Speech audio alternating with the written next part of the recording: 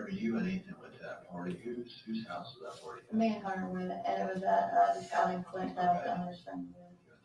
To a New Year's Eve party? Yeah. Hunter's first name was Preston. I'm sorry if that confuses you. I've always called him Hunter. Fun.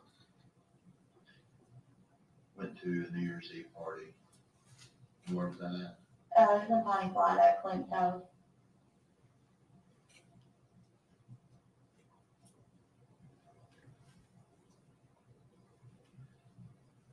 At Clint's. Yeah.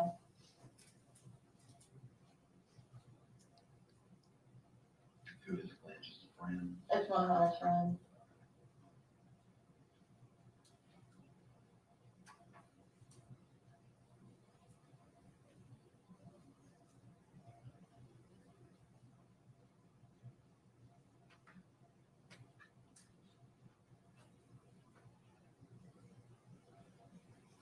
So what do you think about the entire situation? Well, I mean,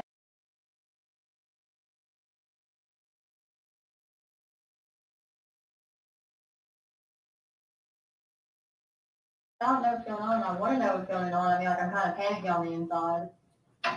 You know, I mean, I don't know what to do. There's not really much I can do.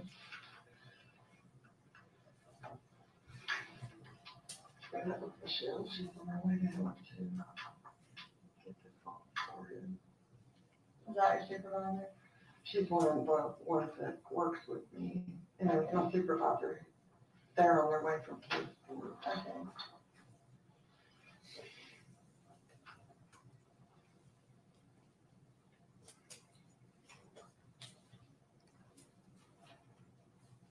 Did you spend any time with Ethan over the years? Mm-mm.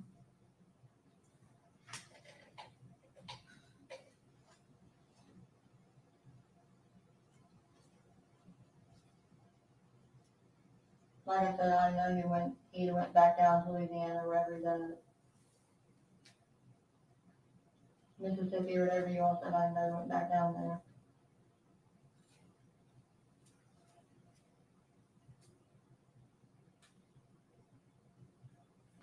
So he told you he was living in Kingsport.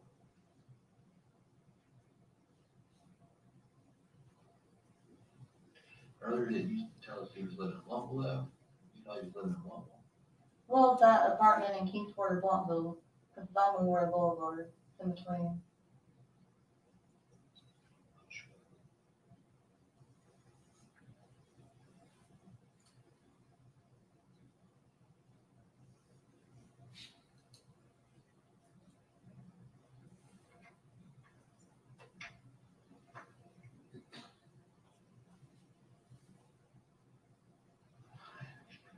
Questions?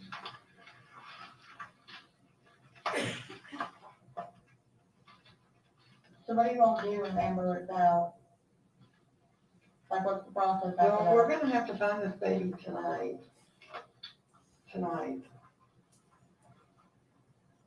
And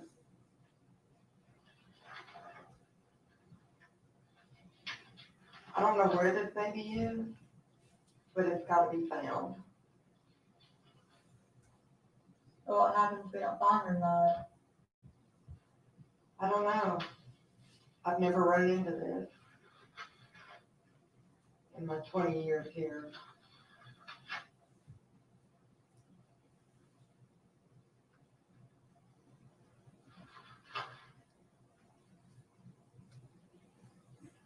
But we've got to find her.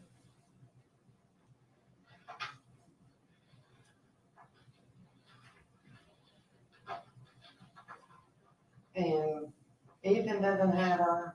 You don't have her. Where did this baby go? I don't know.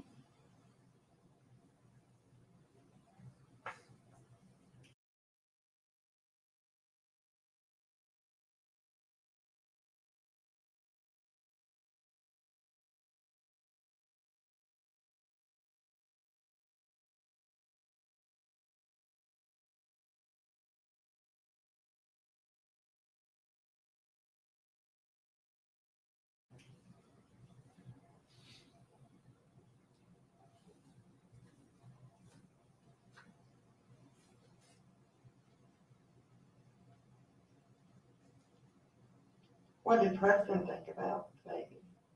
What do you think?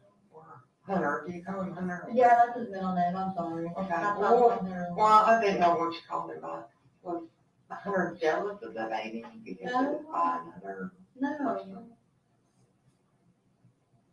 I was just asking, because some people, you know, are like that. no, he's not like that. You know, maybe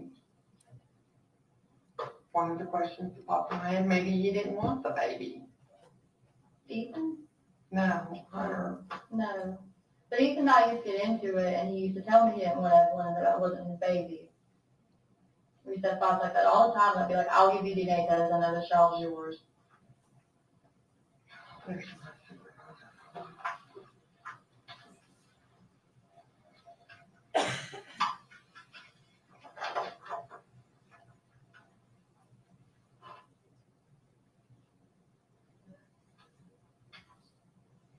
Ethan and I used to get into it, he used to like, ready to kill me all the time and stuff like that. You know what I'm saying? So it's kind of why we broke up. I don't think he's a bad person, I don't make him sound that way, but you know what I'm saying?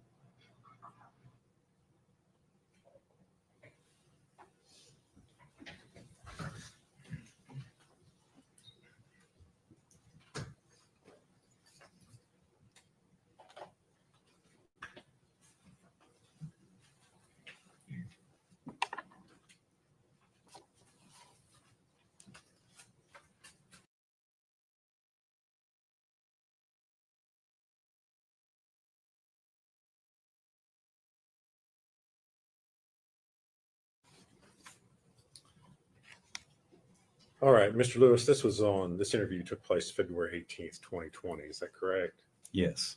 Did you as an investigator at DCS continue to search for and attempt to locate Evelyn Boswell? Yes. And were you able to do that? Were you able to find her? No. Did you ever, did DCS, or you personally ever receive any reports from the defendant, Megan Boswell, that her child was missing? No. Did Megan Boswell ever produce Evelyn or bring her to you? No.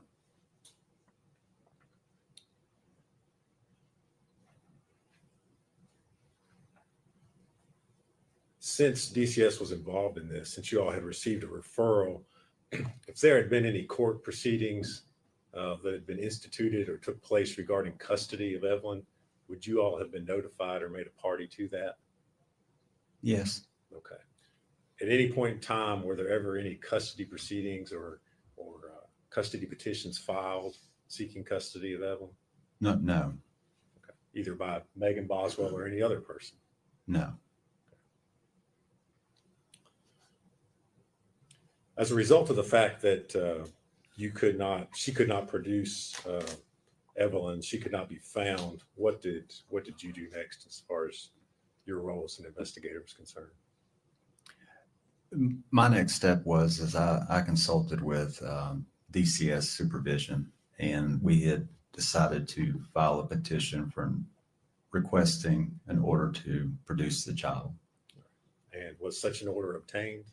It was. And what was that through? Which That court? was through the Sullivan County Juvenile Court. And as a result of that, was Miss Boswell ordered to produce the child, produce Evelyn Boswell? Yes. And did she ever produce Evelyn Boswell? No.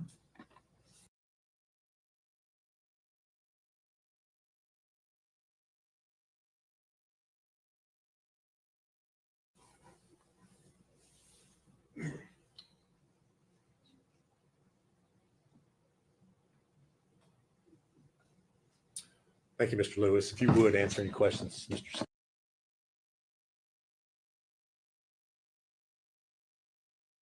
Scott, Mr. Horn have for you. Good afternoon, Mr. Lewis. My name's Gene Scott. How are you? Doing well. I just have a little bit of questions about the timing of these interviews. You went to the house where Megan was, interviewed her. What time of day was that? Approximately 4:45 p.m. It was on February the 18th. Yes, And then that video we just watched, was that the same day? yes. What time was that?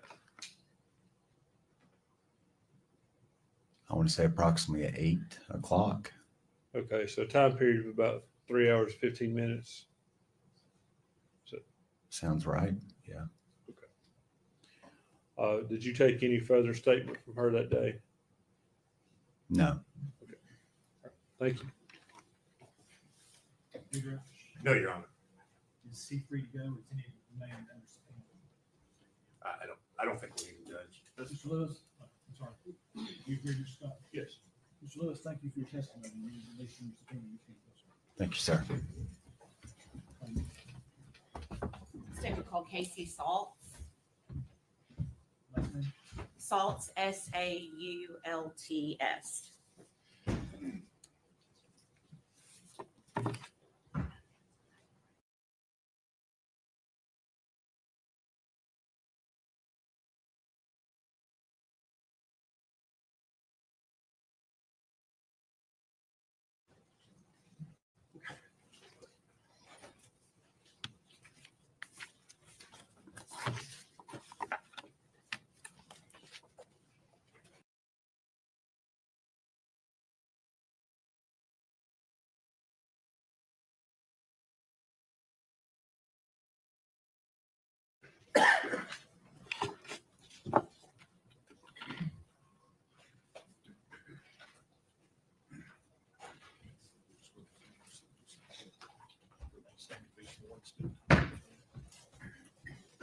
Raise your right hand. State your name. Casey Salts? You solemnly swear if I'm testifying about you to be the truth, the whole truth, and nothing but the truth, ma'am? Yes.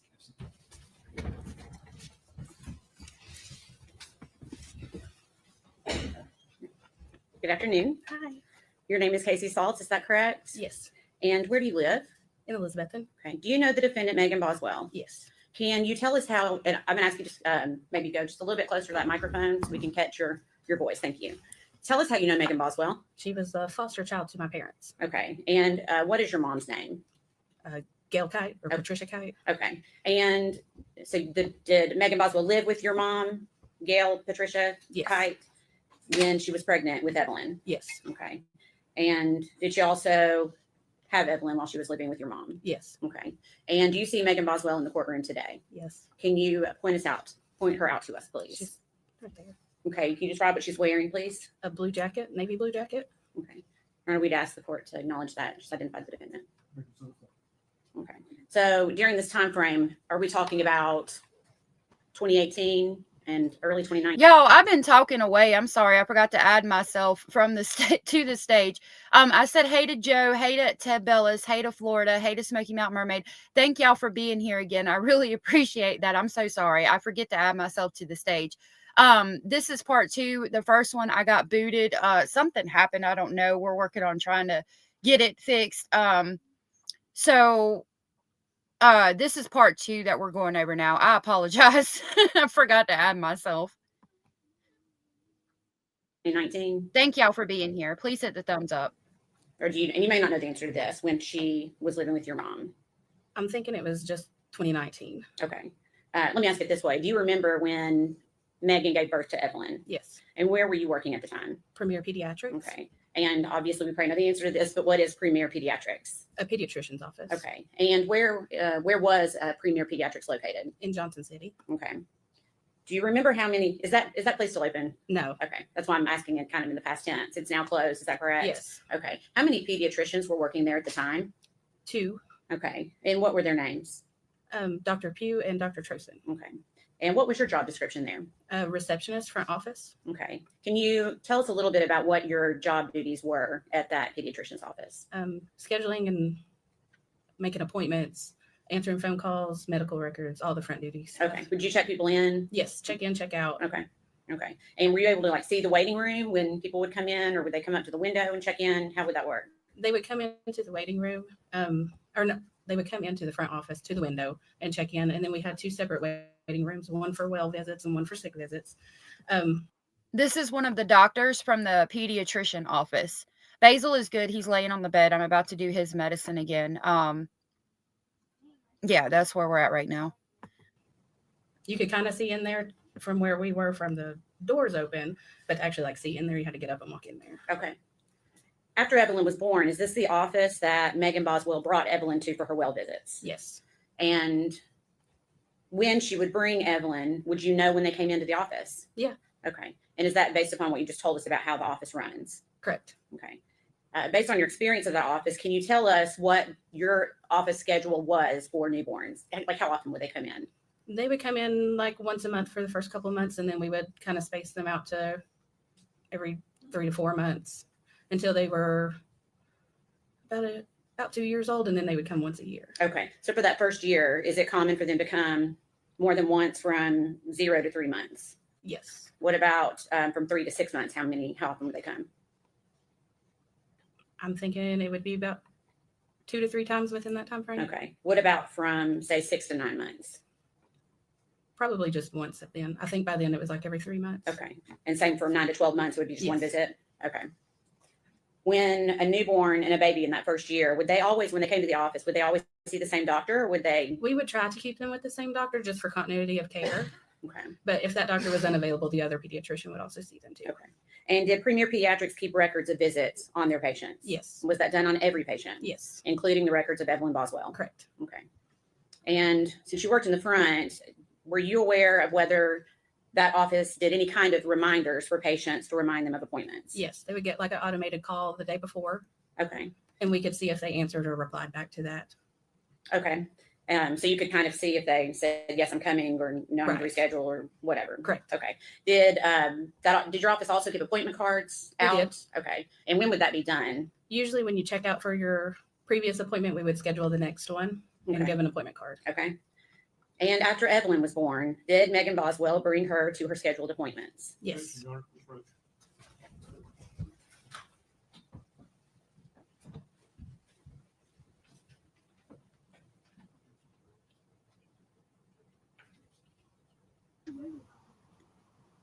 Is this damn defense gonna try to throw her off the stand too?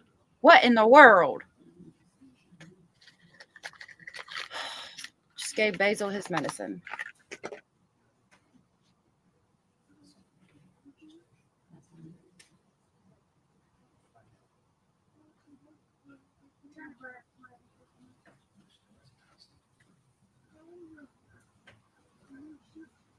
Major Dong.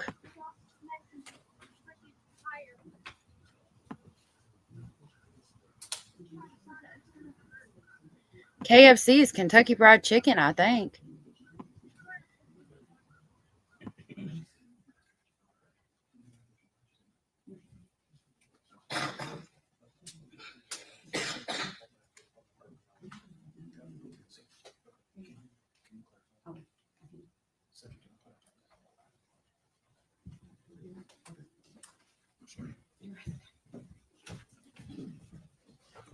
Okay. We're just going to ask for some clarification on that.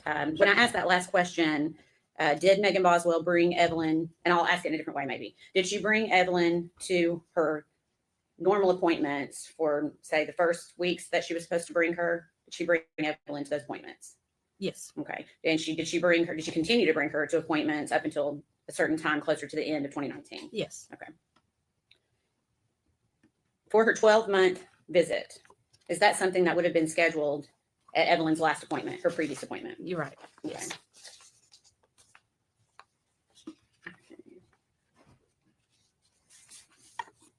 Okay. And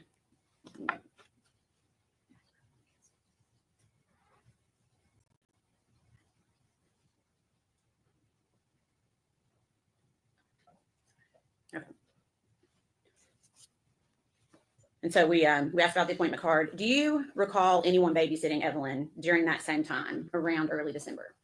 Yes. Okay. Who babysat Evelyn? My aunt, Okay. What was her name? Sue Whitson. Okay. And is that your mom's sister? Correct. Okay. And do you know when she babysat Evelyn? I don't know like the exact dates, but I do know that she kept her a few times Okay. Do you know what month that was in? early December. Okay. And do you recall receiving a photograph? Yes. Okay. What was the photograph of?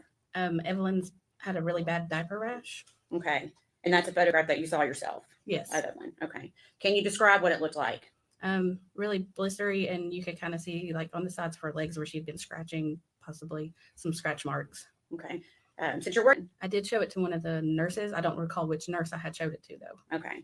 And you're not going to be able to say what they told you, but then what did you then tell your Aunt Sue about what she needed to do with Evelyn? Objection, I think we're getting far afield here. I'm not asking to elicit hearsay. I'm asking what she told.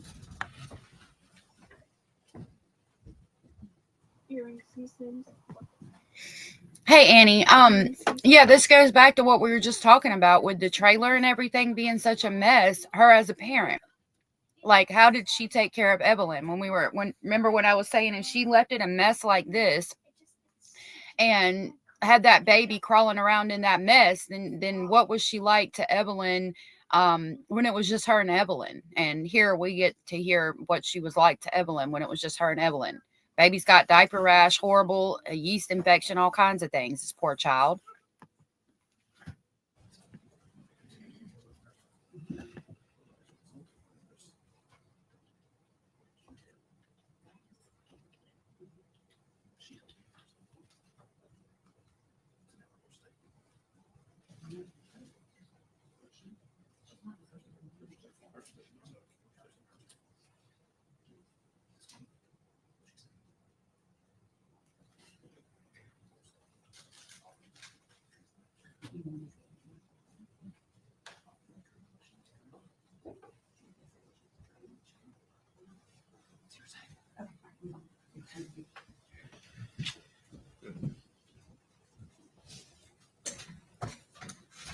Okay, so we're going to move to Evelyn's 12-month well visit. Did Megan Boswell bring Evelyn to her 12-month well visit? No.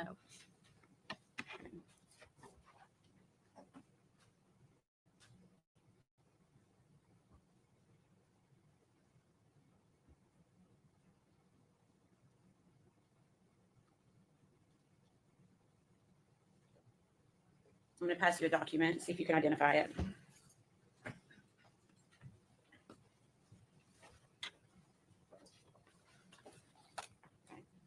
Do you recognize that? Yes. Do you recognize the handwriting? Yes. Whose handwriting is that? That is mine. Okay, and do you recognize what that document is? I think they said yeast infection and a blister and diaper rash. Correct. And is that a fair and accurate representation of what it looked like when you produced that document? Yes. Okay. Your Honor, we'd be asked for that to be admitted. Oh no, Foxy, that's gross. Okay. Mm-hmm. It becomes blistering when they sit in their poo and pee for so long because it's toxic, it's waste, it's you know, when you sit in it, it's gonna burn you. It's got acids in it and all that'll burn the baby and make them have the blisters. Poor baby.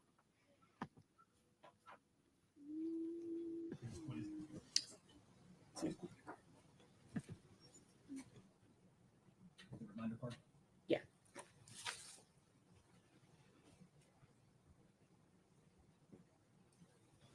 Permission to publish to the jury, Your Honor. That's what we used, cornstarch.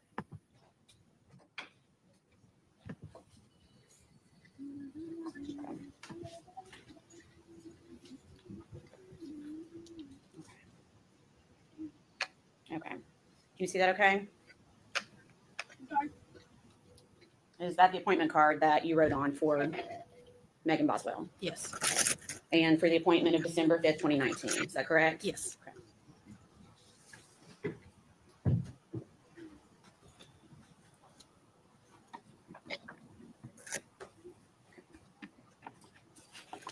So when she did not show up for her appointment, what did you do? I texted Megan. Okay. So you had her contact information? I did. Okay. She was part of the family. We did keep in contact. Okay. And how would you contact? I saw Angela Ballerina said, I can't stop looking sideways at the rocket on the shelf. And I saw that and I was like, why is there a rocket on the shelf? Are we in Florida? But then I was like, no, I remembered we were in Tennessee. So I find it interesting that there's a rocket on the shelf too. Her? Through Facebook Messenger mostly. Okay. And had you communicated with her before on Facebook or was this the first Yes. time? No, I've communicated with her before. Okay. And is that how you reached out to her that day? Yes.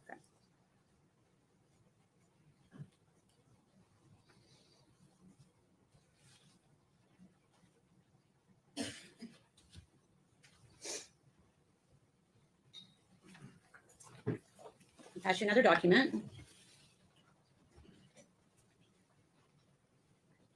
And I'm going to ask if you recognize that. Yes, Can you tell, without telling me what it says, can you tell me what it is? it's the text thread of off of Messenger where we were talking. Okay. And is that a fair and accurate representation of your conversation via Facebook Messenger with Megan Boswell? Yes, We'd ask that to be admitted as exhibit number 64, Your Honor. Any objection? No, sir. The floor is yours.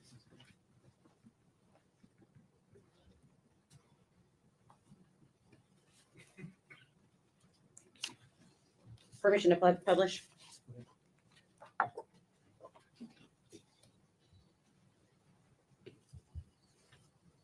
Your Honor, we've got a few more of these. Would you like for me to leave the Elmo up until we're done? Okay.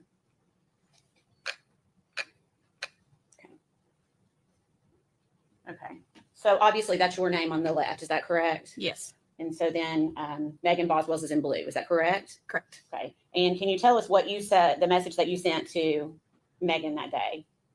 That Evelyn had an appointment today. Do you need me to reschedule it? It was for her 1-year baby check. Okay. And then what did Megan Boswell say in response?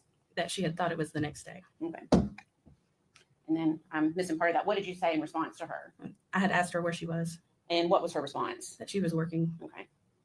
And I meant to ask you, the date is December 5th, 2019. Yes, Okay. And this would have been after her appointment, after she'd already missed the appointment. right.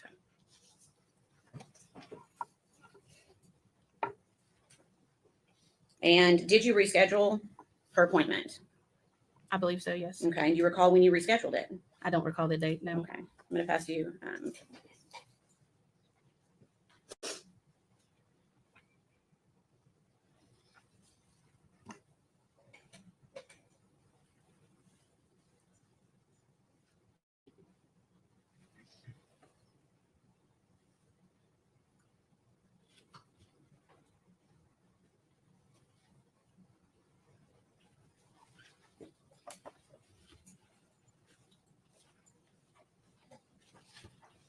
I'm going to give you a second to read through that. I believe it's 2 pages. That's so cool of Bellis.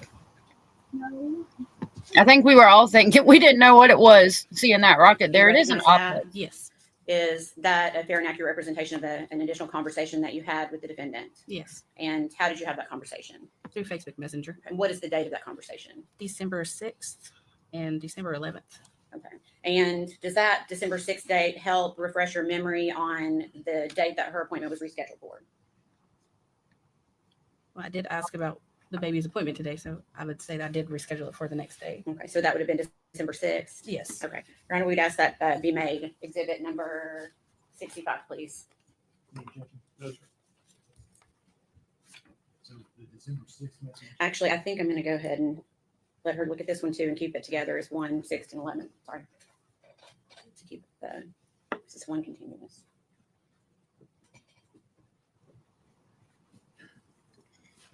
I think we could use some comic relief talking about this subject and that baby having diaper rash. My goodness.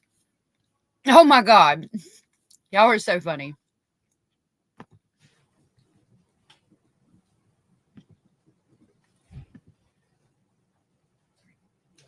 I'm going to give you one additional page for that same exhibit. If you could just take a look at it, please.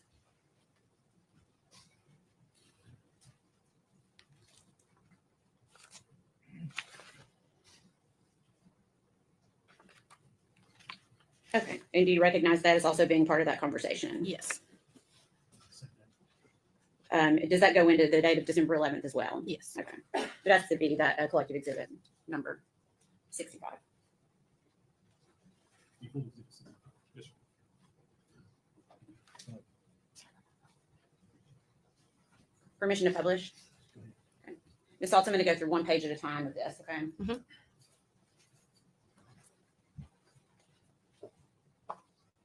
So again, this is the day after that first missed appointment, is that right? Yes, Okay. And can you tell me the date of this conversation? December 6th, Okay, and what do 2019. you, I'm sorry, December 6th, 2019. and what do you ask the defendant, Megan Boswell? What about the baby's appointment today? And what does Megan say to you? That she says I had to come in. I've been called in since 4:30 a.m. I'll have to reschedule it. That she'd been working crazy hours. Okay, and what did you ask her? Where she was working, And what did Megan Boswell say? the chicken place. And then what did you tell her in response? To just tell me a day when she can come for sure. Okay. And then did she respond to you? Yeah, she said that she'll figure it out and that she is working all day tomorrow.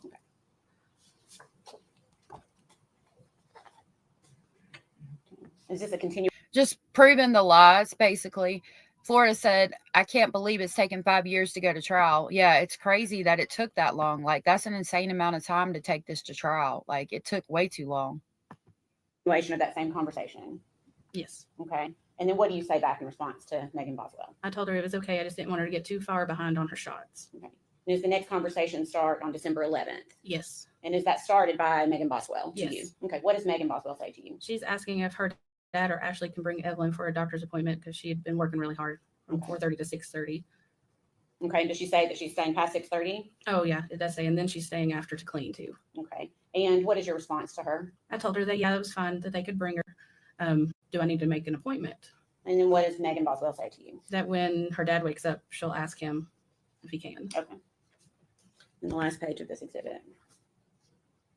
Are we still on December 11th, 2019? Yes. And then what do you say in response to her? I asked her if she, Pamela, thank you so much for becoming a member. I really appreciate that. Welcome to Speculation Station. I'll come pick you up on the crazy train. Make sure you don't have any hot coffee because it'll spill with my crazy driving. Lord have mercy. I'll get it together in a minute. Here we go.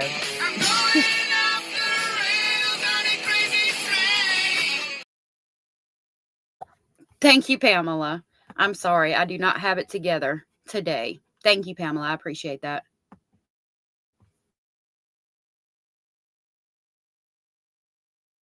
or is she sick or does she need, is it for the well child visit? Well, at the top, I think you responded to her first at the very top. Okay, Is that what's on this slide? Okay, go ahead. So you say to her, is she sick or for her well child check? Yes, And what does she say to you? for her well child. Okay. And then what do you say back to her? I said, okay, I'll look through the schedule and see when I can get her in.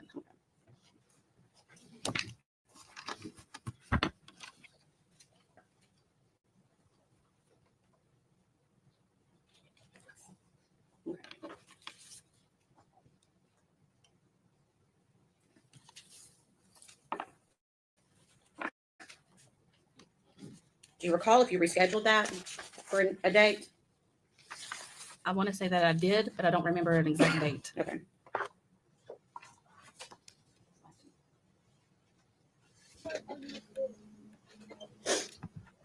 I was thinking about making coffee cups or something, like possibly shirts or coffee cups or something at some point. Janet.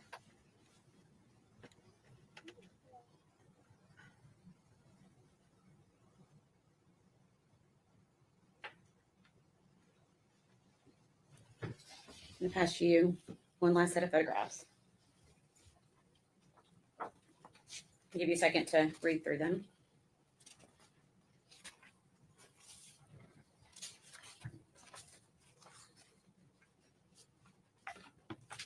Okay. And are you able to identify that?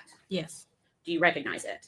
yes. Okay. What is it? It's more of a text thread off Facebook Messenger, Okay. What is the date of that? December conversation? 10th Okay. of 2019. Okay. And is that also a fair and accurate representation of your conversation via Facebook Messenger with Megan Boswell? Yes, Your Honor, we'd ask that be my exhibit number 66, Before it's at 6.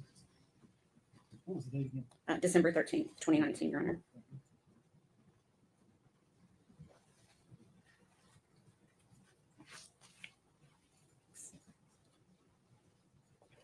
Permission to publish. Good. I'm gonna show it to you one page at a time. Okay. So you said the date on that was December 13th, 2019. Is that right? yes. And what do you say to Megan Boswell? Is Evelyn coming today? Is that because she had an appointment scheduled for that day? Yes. Okay. And then what did you say? I'm glad that this person was persistent with her. I mean, from the messages back and forth, it looks like they might have been friends. And I appreciate that this person was persistent with her and trying to get that baby in there to get, the checkup done and all that. I mean, she was lucky to have all these people in her life. Bad girl, be safe driving, love. I had said, Actually, I should ask you this. Did she respond to that message at all? Right, No. Angela? Okay, so then what did you say? I said, I need to know, Dr. Pugh was asking, she's not happy about her missing these appointments, Okay, and what did Megan Boswell say in response to you? that she was going to switch her pediatrician to someone closer, Okay, and did she say anything else? that she could pay for missed appointments or whatever. And then what do you say in response? I told her no, it's okay. Dr. Pugh was just worried about y'all. She said it's not like y'all to miss appointments. That was a typo. She was asking me if I knew what was going on. All right.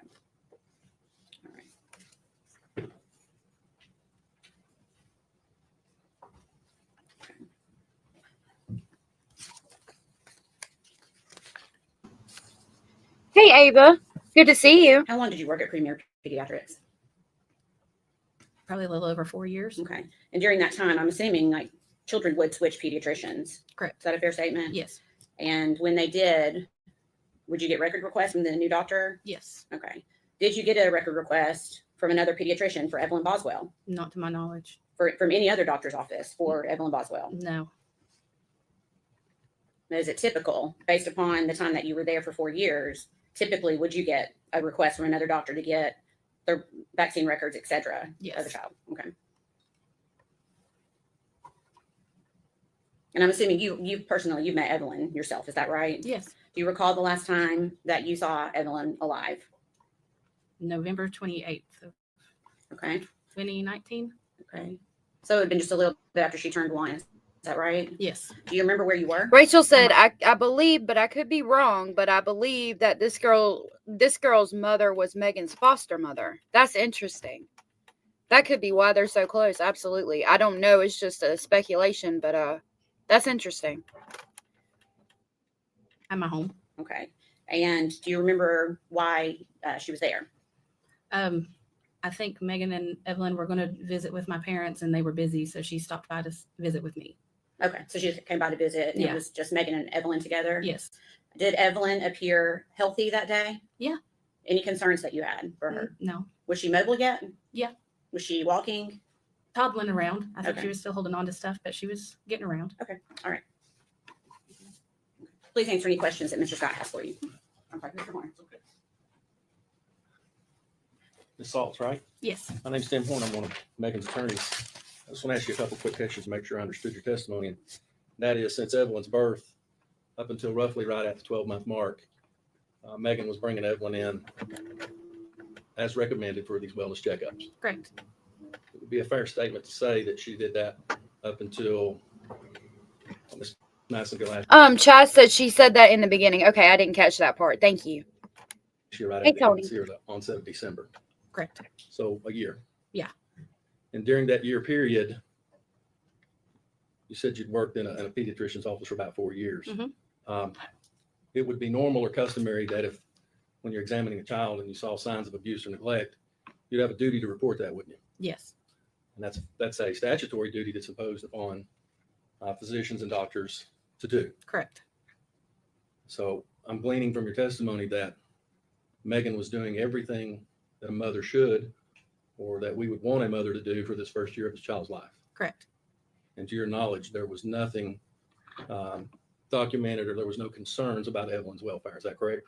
As far as I know, that's correct. So essentially, the substance of your testimony here today is that at the end of December, at the empty of December there, she just didn't show and never showed from that point on. Right.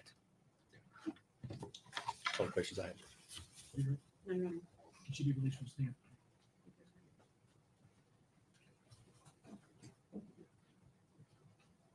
Yes, Your Honor. She can be released. Ms. Sauce, thank you for your testimony today. And you can be released from stand. I don't think that like all of the testimony was that she didn't show from the end of December. I mean, it shows that she's lying and trying to avoid taking the baby to the doctor. She was lying and dodging this woman. I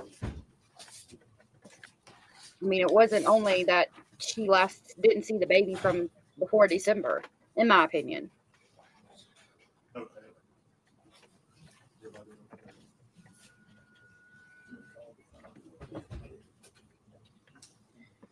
I think they're trying to paint it like somebody else did it.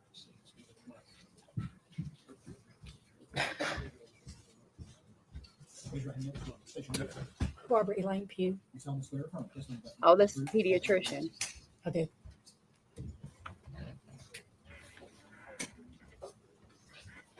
Good afternoon.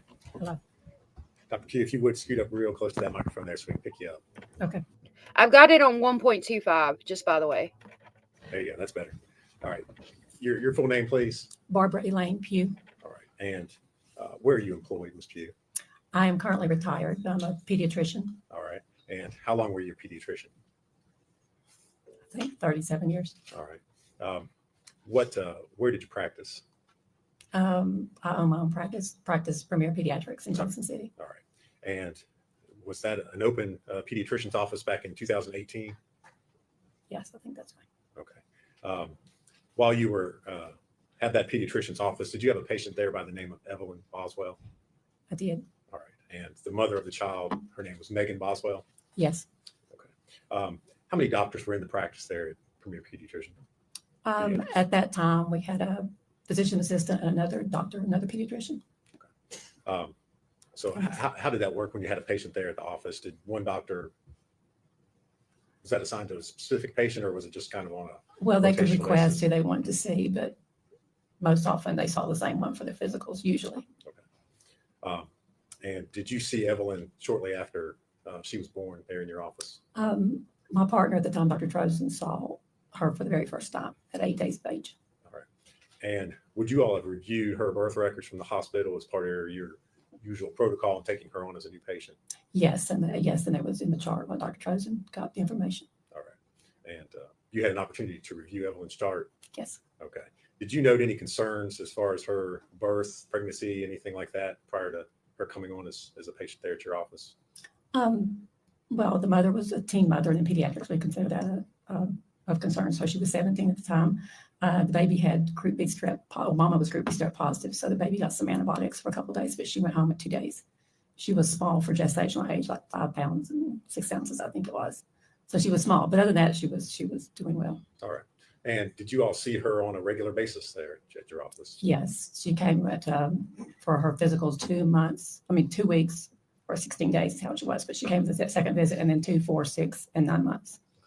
And again, you said you had an opportunity to review her records. Anything stand out to you as far as health concerns during that first year?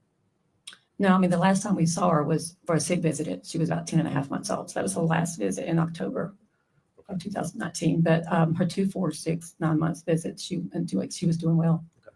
She had a few little odds and ends, but they're normal. Okay.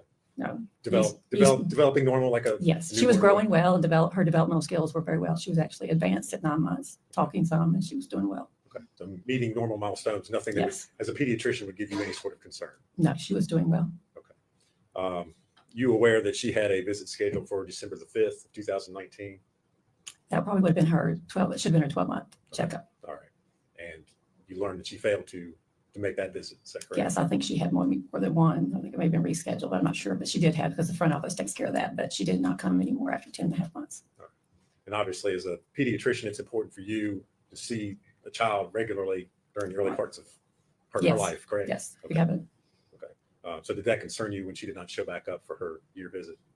Well, yes, but in pediatrics, it's, sometimes people move, they change, so you don't always know as the doctor, you may not know why they don't show up. But all you can do is call and try to find out and follow up.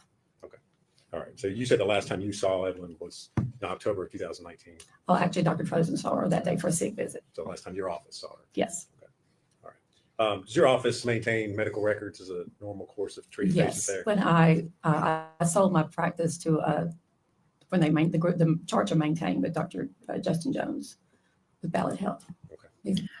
I want to know who took the baby for the sick visit. I want to know if it was Megan or if it was somebody else who brought the baby in for the sick visit or who scheduled the sick visit specifically. Because judging by the way she took care of things and how absent-minded and immature she was, I would doubt that she would even take the baby in being sick. I'm wondering if grandpa or somebody else might have scheduled the appointment and made Megan take her in, or if somebody else brought her all together. He's a pediatrician. All right. Okay. Dr. Pugh, I'm going to hand you some records and ask you to take a look at them, see if you can identify them.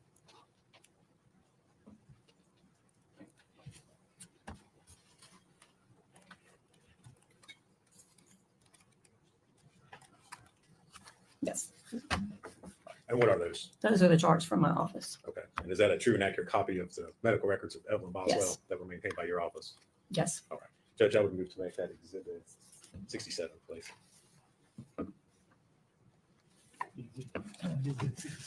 And basically what they're proving is that Evelyn didn't have any medical issue that would make her basically die. Like she had no serious health concerns that would cause her death.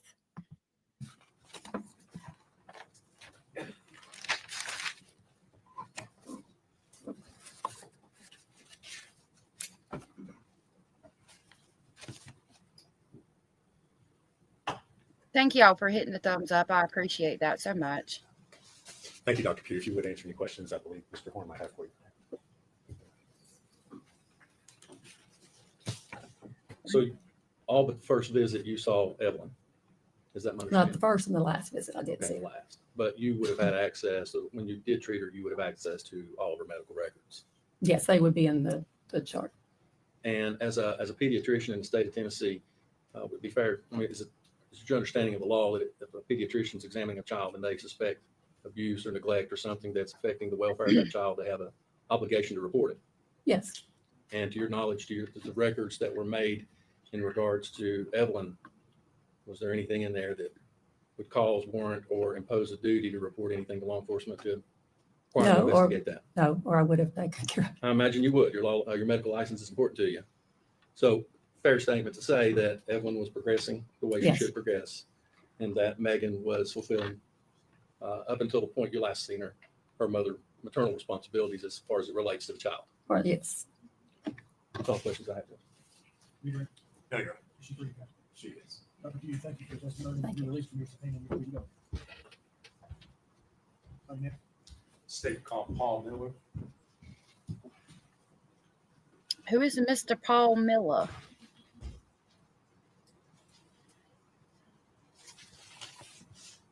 Flora,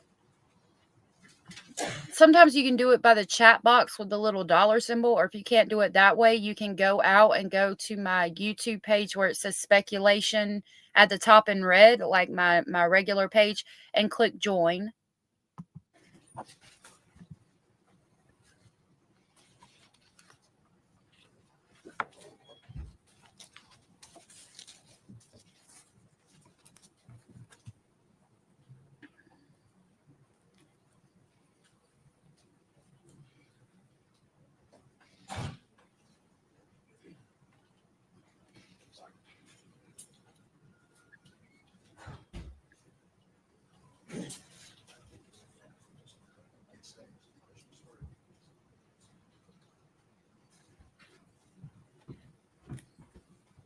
Raise your hand, sir. State your name. Paul Miller. Solemnly swear affirm testimony about to give you the truth. The whole truth, and nothing but the truth. Yes, sir. See you right there. Speak in your mouth. Good afternoon, Mr. Miller. Good afternoon. If you would scoot up real close to that mic so we can pick you up, okay? You're Paul Miller, is that right? Yes, sir. All right. And Mr. Miller, where do you live? I live in Johnson City. Okay. Now, at one point in time, you were married to Ethan Perry's grandmother. Is that correct? Yes, sir. All right. So just get this straight for everybody. You are Ethan Perry's step grandfather. Yes, sir. Is that right? Okay. And at one point in time, you believed that Ethan was the biological father of Evelyn Boswell. Is that Yes, sir. correct? Okay. Did Ethan ever live with you growing up? He did from birth to he was about 11. Okay. And do you know the defendant, Megan Boswell? Yes, sir. Okay. And how is it that you know Miss Boswell? She was dating Ethan. Don't do it again.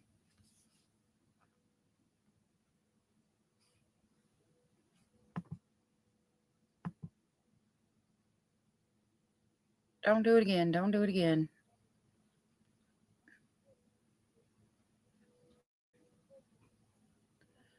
Oh, it cut for a second.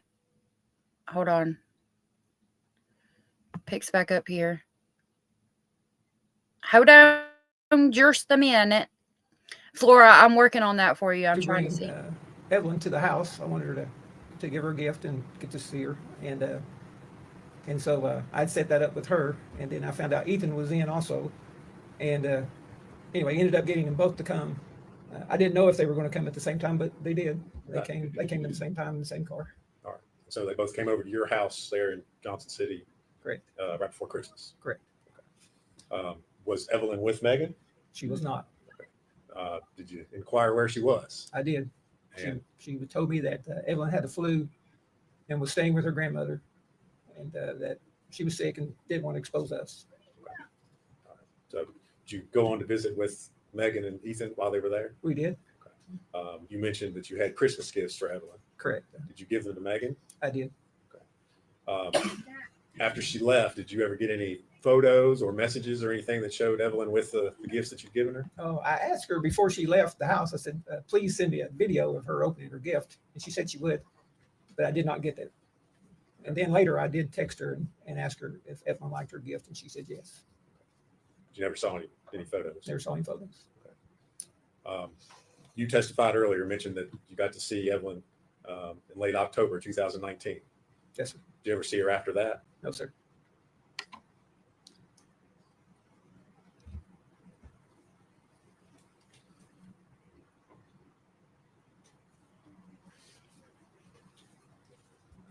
Thank you, Mr. Miller. If you would answer any questions, Mr. Scott may have one. I'm looking, Flora, for the link. I don't know where it's at.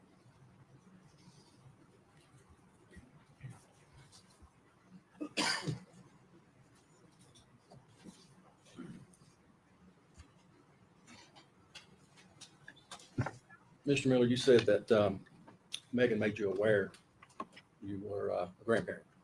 Correct. That y'all were friends on Facebook, Yes, sir. and that Megan posted pictures of her and Evelyn frequently. Yes, sir. And I'm not trying to put words in your mouth. Was it fairly regular? Yes, sir. And I imagine you liked or commented on those photos from time to time. Yes, sir. And did it appear from those photos that Megan enjoyed being a mother, It did. and that she loved the child, It did. and that she was enjoying time spending with that child, spending time with that child? It did. And you actually met Evelyn, did I understand you? Yes, sir. And spent some time with her. Yes, sir. And during all of those photographs that you've seen in the time you were with Megan and Evelyn, did you ever have reason to suspect that Megan was maybe abusing this child or neglecting this child? No, sir. It'd be fair to say that she actually loved this child a lot. It appeared to me she did. Okay, fair. And that she enjoyed motherhood. Yes, sir. So other than up until December, then you had no cause or no reason to believe that Evelyn was in danger or wasn't being cared for. Flora, that's the link that I got just now from my page. It should work. If it don't, let me know. Correct. That's all the questions we have. He can't. Mr. Miller, thank you for your testimony. You're released from your subpoena, sir. Thank you.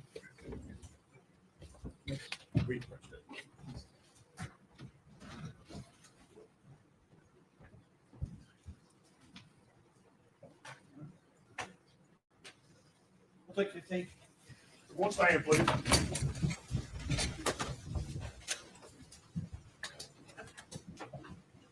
All right, so we're taking another break.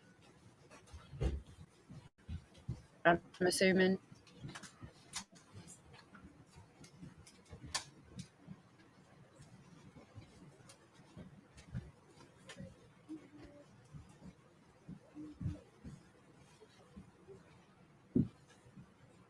Maybe seated, thank you.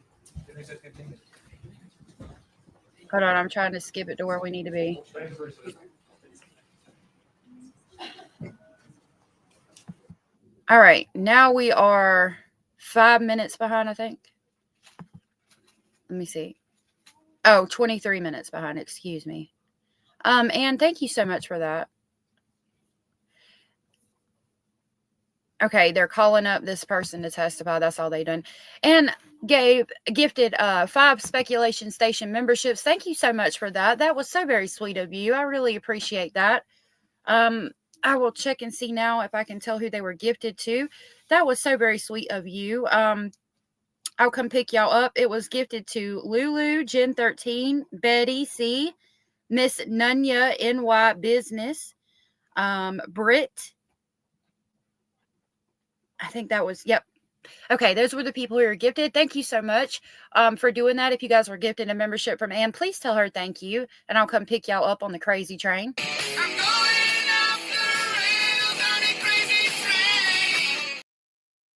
Oh, okay, so I've skipped it past the 15-minute break. We're only 20 minutes behind now, so we'll continue on. Thank you so much again. That was so very sweet of you. Sir. Good afternoon, Mr. Lawrence.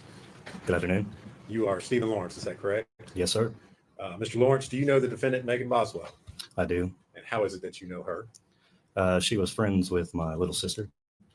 And who's your little sister? Her name was Madison Broom. Did you know her through high school, or how were they friends? I believe it was high school. Were you aware that Miss Boswell had a daughter by the name of Evelyn? I was. Did Miss Boswell come to visit you at some apartments that you were building in Johnson City back on December the 8th of 2019? I believe that was the date, yes. Do you know why she was there to see you? The apartment building I had, my sister that I mentioned had passed away, and I was going to name the building after her, so she had come by to see the building. Did Miss Boswell have Evelyn with her on that day? She did not. Did you inquire as to where Evelyn was? I asked about Evelyn, yes. Okay. And what did Megan tell you? She was with the father. And did you know, was that Ethan Perry, or who did she tell you? The father? Ethan was the father, I believe, at the time. All right.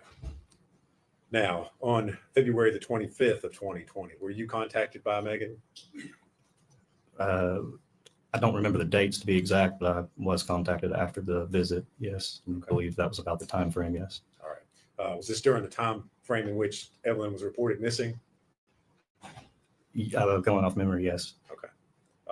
And why did she contact you? She was pretty much seeking some help in general. Okay. What did you do after she called you? I love the way he's like, just help, I guess, in general. Hey, Cajun Juju, it's good to see you. I appreciate you being here, Cajun Juju. Yeah, there is lots of facial hair on these men. I'm like, what? Most of the time you shave when you go to court, but it's really sad that his little sister died, though. It's funny the way he said just help in general. Exactly, Tony. I obviously was wanting to help assist in finding Evelyn. He was the dad at the time? Oh, I missed that. I was talking to the youngins. I missed that. I said if we can find Evelyn, then I'd try to help in any way I could. Brought her up to the Sullivan County Sheriff's Office and tried to have her speak with the detectives and whatnot to get answers. Okay. Did you go pick her up, or? I did. Okay. Where did you pick her up? It was in, she was staying with my mom at the time. So I believe it was in Bluntville. Okay. All right. So you picked her up, you brought her up here, you said up to the sheriff's office? Correct. Okay. Did you stay there with her, or what did you do? I dropped her off and then I had left. Okay. After you left, did you receive any sort of communication from her after that? Yeah, she afterwards had said she was done up here, and I had come back and picked her up. Okay. And what did you do after you picked her up? We drove around for a little bit. And, I was just kind of waiting. I had brought her up here, like I'd said, to speak to detectives and try to make more leeway on where Evelyn was. Okay. Do you have any conversations with Ms. Boswell while you all were driving around? We did. Okay. What did you talk about? And I don't recall a lot of all the time that has passed. I believe I had asked her in that ride if Evelyn was missing when she had came and visited the apartments back in December, and she said that she was missing.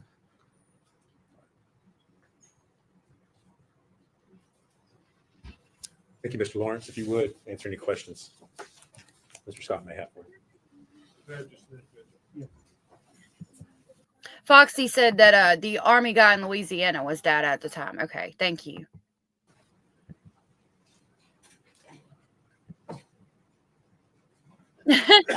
Indie girl.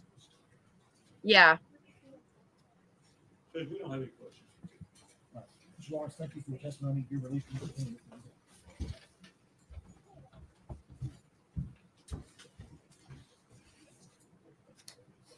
state was called Audrey Gibbs.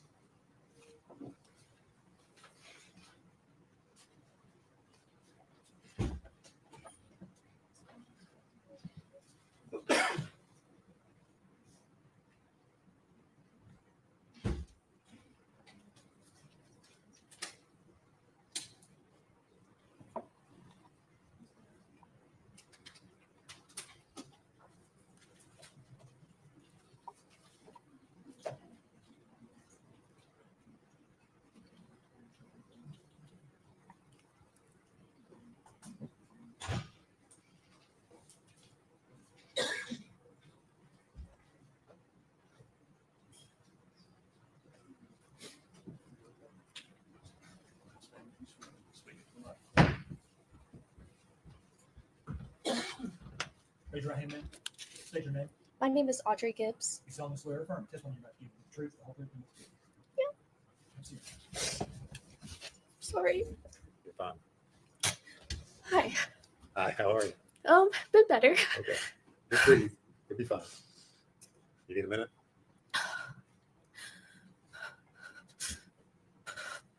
Okay, I'm fine. All right. You need to just let me know if you need to take a breath, okay? Okay. All right. If you would state your name for the record, please. Yes, it's Audrey Gibbs. And Miss Gibbs, where do you live? I live in Kingsburg, Tennessee. Do you know the defendant, Megan Boswell? Yes. And how is it that you know Miss Boswell? We met in 7th grade. You known her since then? Yeah. How long ago was that? It's been quite a minute. Over 10 years here. Okay. Did you also attend high school with her? Freshman year, yeah. Okay. And where was that? That was at Central. Here in Bluntville? Yeah. Okay. Did you know Miss Boswell's daughter, Evelyn? Yes. Were you friends with Miss Boswell after Evelyn was born? Yes. I feel so bad for her.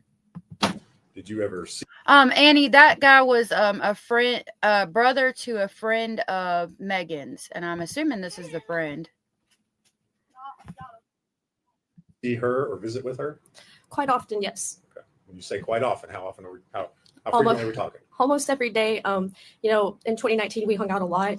Megan was one of my closest friends then. We would sometimes take trips together, and, you know, Evelyn was always there with us. Okay.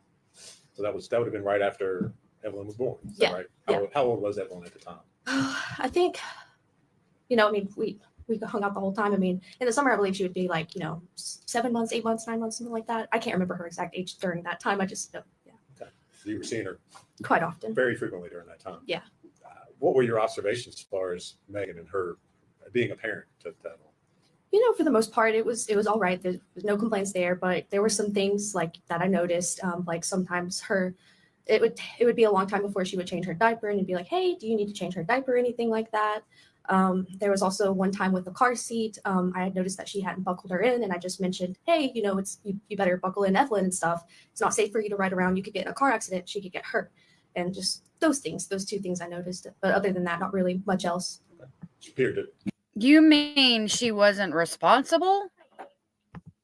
care for Evelyn. Yeah, Love yeah, her? yeah, definitely. Good mom. Yeah. Did you ever babysit for Megan? No. We would hang out together. We would, you know, either go to the park, or one time we went to the aquarium in Pigeon Forge. We would always just do like family friendly things. You know, one time we also tie-dyed together with Evelyn. I made like a onesie for my daughter that day because it was before she was born. Hey, G14. At some point in time, you leave the Tri-Cities area? Yes. So after my baby shower, I did move to Knoxville with my Yeah, I saw that the man on the stand said that his sister passed away and he was naming an apartment building after her, and that he knew after his sister that passed away and that he knew the father. But I was wondering what his testimony was other than that. The kids walked in again, so I don't know if I didn't catch it. This is another friend of hers. I didn't know if they were related, so I do appreciate that. It's good to see you, G14. Jackie said, whoever put her there, Megan, there was deep emotional resentment towards the child. Megan had a prime responsibility for her care. Yep. Yeah, the car seats only work if you buckle them in. Like, come on now. the father of my child to live with his family at just Knoxville. Okay. Do you remember when that was? Yes, it would have been early November. Of 2019? Yes. It's kind of a silly question, but did you have your child? Yes. Okay. And when was that? That was December 9th, 2019. Not going to forget that date. All right. Did Megan come to see you while you were in the hospital? Yes, she did with my other best friend, Bailey. Okay. What's Bailey's last name? Bailey Hawkins. Okay. So the two of them, you were in Knoxville, correct? Yes. Okay. And so the two of them came together to see you while you were still in the hospital? Yes, it was right after I'd given birth. Okay. Did Megan have Evelyn with her that day? No, she didn't. Okay. Which would have been the first time I saw her without Evelyn ever. You trailed off a little bit there at the end. Did you say ever? Oh, yeah, that would be the first time that I would ever see her without Evelyn, because every time otherwise we hung out together with Evelyn always. Okay. She always had Evelyn with her. Yeah. Okay. Did you notice anything unusual about Megan that day? Yes. So I was just trying to tell my birthing story because, I kind of had a little bit of a traumatic one. So I was just, telling her and Bailey about that. And Megan's behavior that day was just a little weird. She just kind of had like a weird look in her eyes. And then she just kept saying over and over to me, like, I love you. And just like, I love you. I love you. I love you. And it was just over and over until I would acknowledge that. And, eventually I had to say like, I love you too. But I was trying to tell a story. Okay. So that was not her normal behavior. No, Not the normal way you all would interact. No, normally, we'd have just like a regular old conversation back and forth. Did you ask her where Evelyn was? Yes, I did. I asked her where Evelyn was, and I can't remember who she said she was with, but I just thought that was kind of strange at the time because normally she couldn't find a babysitter. It's hard for her too. After her visit, did you communicate or stay in touch with her? Yes. Okay. And how was it that you communicated with Megan? Mainly through Instagram. Did Megan talk at all about Evelyn? Well, she wouldn't directly bring her up, but I would ask, about Evelyn, and if Kyrie could meet Evelyn because, they were supposed to be besties. Okay. Who's Kyrie? That's my daughter. Okay. All right. So you said you talked about Evelyn. Yeah. Did Megan ever bring her up or talk about her, show any pictures? She didn't show pictures, but she would answer like, my questions. If I asked about Evelyn, she would just say, she's good, but, she's not with me. She said one time that that Evelyn was with Ethan. Well, actually, that's really the only thing she told me was just that Evelyn was with Ethan. Okay. And you said that this was after your visit on December the 9th. So Yes. do you remember conversations back in January of 2020? Would you have had conversations with her on Instagram at that point in time? Yes. All right.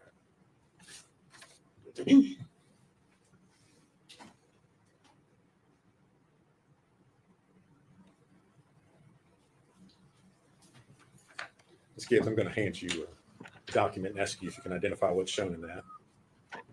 We have a rooster. I don't know if you hear him, but he's out behind the house right now. They're out roaming the yard. They belong to my landlord, but he's cock-a-doodle doing. Brittany's ear.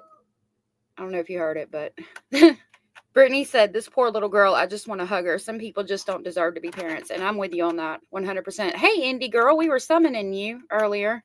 Hey, Natasha, it's good to see you. You heard him. You heard him. You heard him. It's like he's trying hard. Yes, this is just mine and hers Instagram messages. Okay. Is that a conversation that you had with her on January the 19th of 2020? Yes. All right. Is that a true and accurate depiction of the conversation that you had with her? Yes. Judge, I would move to make that exhibit. Sorry. 68. It's Instagram. Yes, Judge.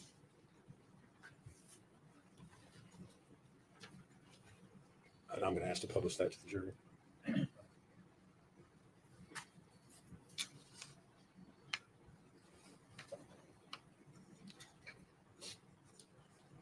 All right, Ms. Gibbs.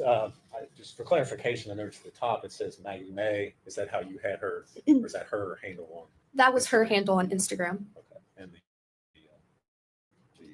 tagline there, Maggie_Wood 23. Wait, sorry, that was her handle. The first part, that was just like her name, how it's shown on Instagram, but the under part's the Okay. handle. Okay. Sorry. So that's how her name displays as Maggie May. Yes. Okay.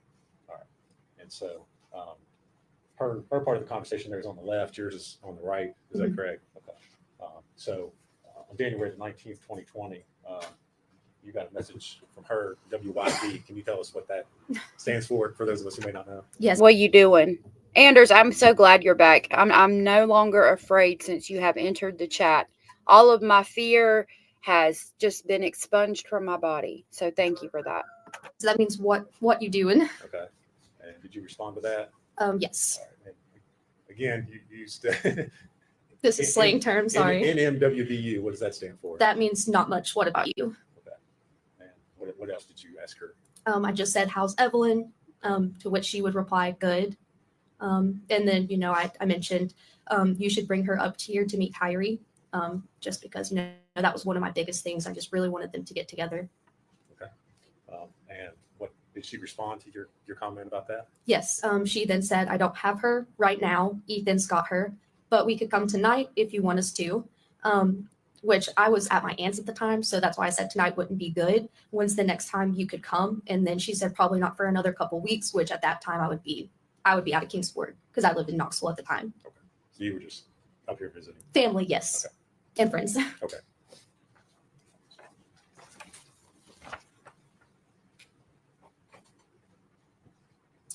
All right.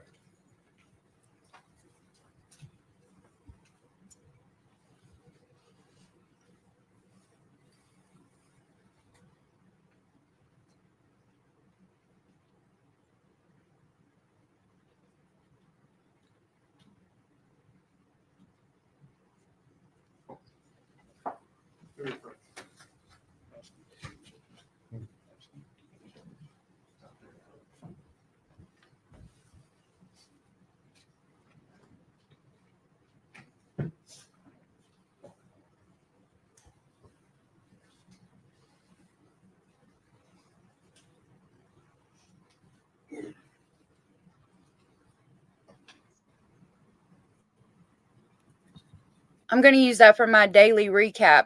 Megan is a dumb hoe and horrible mother/person. That's the recap.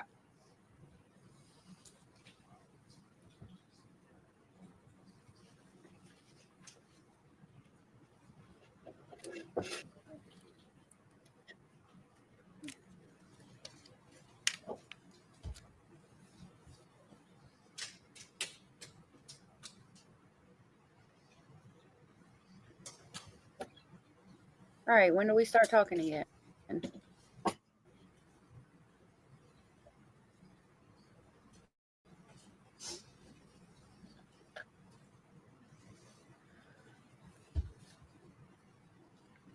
I'm assuming it's here in just a second. I don't want to skip it because I don't want to miss anything she says. She is traumatized. It's so sad. And to hear that, Evelyn was little and they were doing things together while she was pregnant, and she made a onesie for the baby that she hadn't had yet to commemorate the day. She probably still has that onesie for her daughter or her child. It's just really sad. You impact so many people with the stupid decisions you make. It's not just you. You got to think about everybody. Yeah, she wanted their kids to grow up together. It's so sad.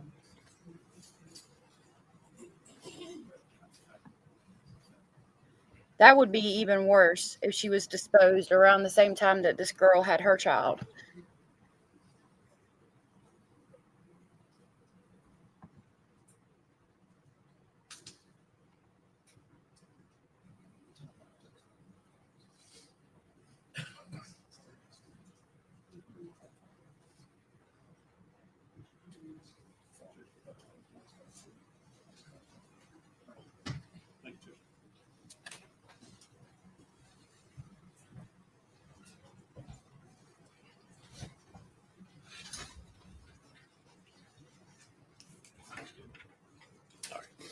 Ms. Gibbs, I'm going to hand you a document of sorts and ask if you can identify that. Yes, this is another conversation between me and her on Instagram. All right. Was that a conversation that you all had back on January the 24th and the 25th of 2020? Yes, All right. and also the 26th. Okay. And was that is that a true and accurate copy of the conversation that you all had there on Instagram? Yeah. All right. Judge, I would move to make that Exhibit 69.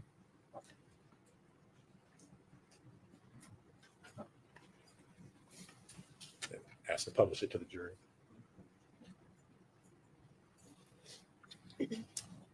All right, Ms. Gibbs. So again, Ms. Boswell's portion of the conversation is as we look at on the left part of the screen here on the right side. Is that correct? Yes, that's correct. Okay. So you want to interpret for us again? Yeah. Okay, so starting off, she says, "What are you doing?" And then I just said, "Nothing much. What about you?" And then she said, "I'm impregnated." And then, am I allowed to use profanity? Okay. I said, "Oh shit, for real?" And she said, "Yes." And then I said, "That's awesome. Evelyn's gonna have a sibling." And then she said, "Yes." Oh my God. She lied to this girl too about being pregnant. Oh my God. Megan. You dirty little biatch, you. Did you continue to have communication with Ms. Boswell after that? I mean, it would have still been kind of spotty, here and there. Just messaging when I could because I was like, a new time mom for the first time and just kind of, going through the newborn stage. But, I think I messaged her one more time, well, a couple more times. And then the last message I remember sending her was basically like when everything came out and I was like, "How are you? This is pretty intense." Okay. But that was like one of my last messages to her. All right. Did she ever respond to you? No. At that point in time? Okay. Ms. Gibbs, when was the last time that you saw Evelyn? It would have been my baby shower. Okay. And when was your baby shower? It would have been October 31st. 2019? Yeah, sorry. Okay, that's fine. Okay. And then you left after that one? Yes. All right. Thank you very much. If you would answer any questions Mr. Shaw has for you. No questions. Ms. Gibbs, thank you for your testimony. Your release from the man. Thank you.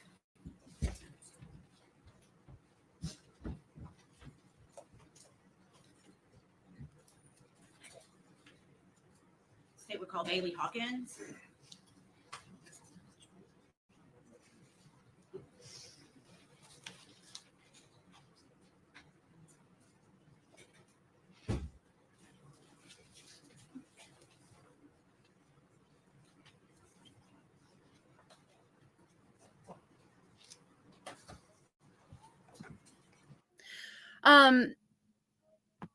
Mercedes, I don't know why she lied about being pregnant. I mean, it's a questionable thing. Like I would say, she lies about everything. That's why she lied about being pregnant, because she's a pathological liar. But again, I guess to gain sympathy, to have people kind of dote on you about being pregnant, congratulating you to lift her spirits up. I'm not sure. To maybe make people like not be so angry with her, because at this point Evelyn's missing.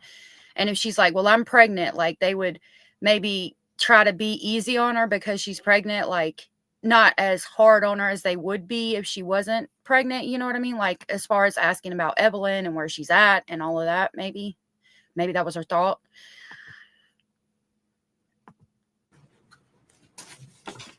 Or to trap dude and make him think that it was his child. And I don't know.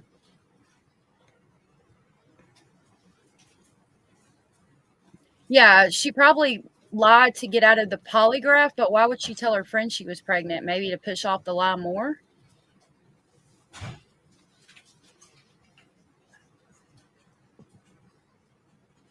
That girl said Megan was in desperate need of attention because the focus was on Evelyn and not her. Good point. Y'all got some good points. Raise your right hand. State your name. Bailey Hawkins. Solemnly swear affirm testimony about to give the truth, the whole truth, and nothing but the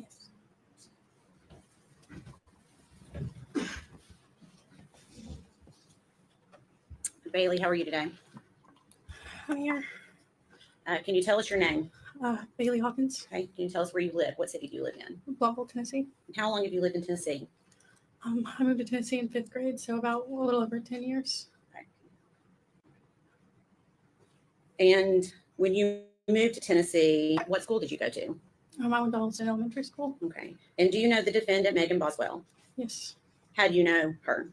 We went to school together when I moved to Tennessee. She was like basically the first friend that I made in elementary school. Okay. So would that have been around 5th grade? Yeah. Okay. And did you maintain that friendship from 5th grade on? Yeah, we pretty much stayed in contact because we had like classes together and everything, and we're in school together. She moved around a lot, so we would fall in and out of contact here and there, but we pretty much stayed friends the entire time. Okay. Do you recall when Megan was pregnant with Evelyn? Yes. Were you still friends during that time? She invited me over to Evelyn's baby shower, so we were friends, and then she invited me to her baby shower. Okay. And were you able to go to the baby shower? No. Okay. Did you continue to maintain that friendship after Evelyn was born? Yeah, that's pretty much when we became in contact more and started like seeing each other more. Okay. Can you tell us, when you say seeing each other more, how often do you think you were seeing Megan and Evelyn? It was pretty regularly. I'd say once or twice a week, probably. Okay. And when you saw Megan, would she always have Evelyn with her? Yes. Okay. Did you ever, and I'm going to give you a time frame from Thanksgiving of 2019. Prior to that time, did you ever see Megan without Evelyn? No. Okay. Did you ever know for Megan to leave Evelyn with anyone else before Thanksgiving of 2019? Every now and again, she'd talk about leaving her with the grandma, but every time we hung out, she would always have Evelyn. Okay. And do you remember the last time that you saw Evelyn yourself in person? I can't remember exact dates because we hung out so often, but the last time that I recall is when we went to Speedway and Lights. Okay. And did Evelyn go with you? Yes.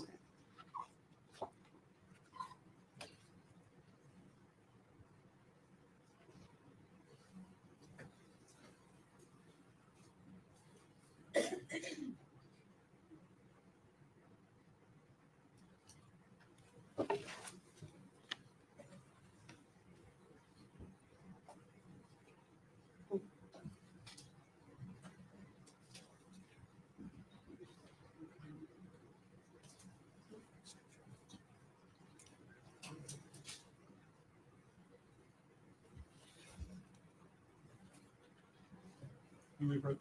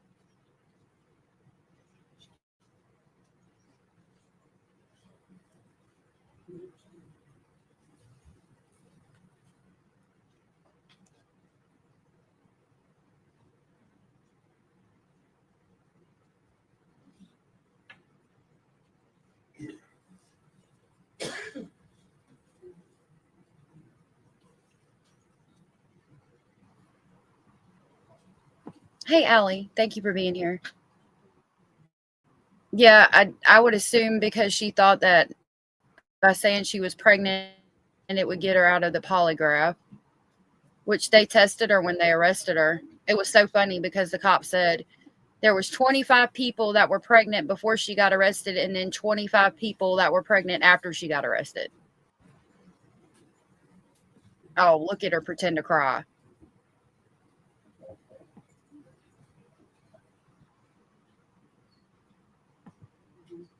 Fetal movement, yeah, like y'all were saying, fetal movement, 2 heartbeats, all of that, yeah.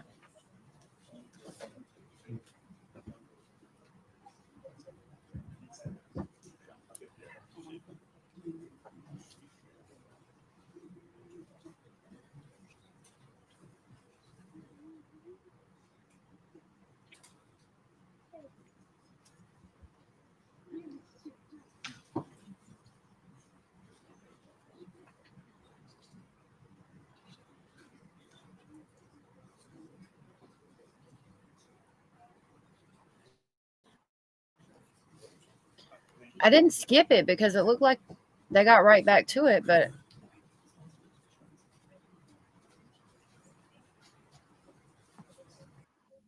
I gone too far now.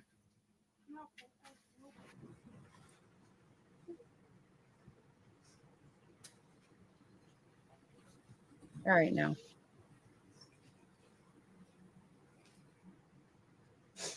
I hate the way it looks white like that, and I can't tell if they're talking or not. What is Megan say to you? See? I'll back it up a little bit more.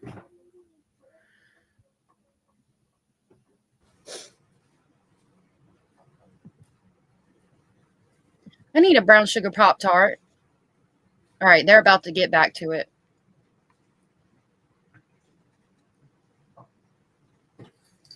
Bailey, I'm going to pass you a document. If you can, try to keep it in order, but just look through it and see if you recognize it.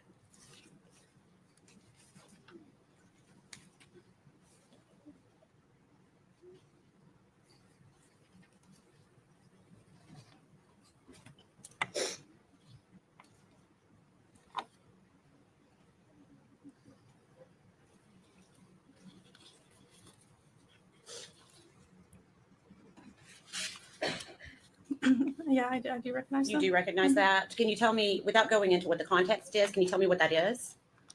It's text messages between me and Megan. Okay. And for what date? December 5th, Of what year? 2019. Okay. And is that a fair and accurate depiction of your conversation with Megan Boswell on December 5th, 2019? Yeah. Your Honor, we'd ask that be admitted as the next exhibit, number 69. I'm sorry, 70. I'm sorry. What, 69?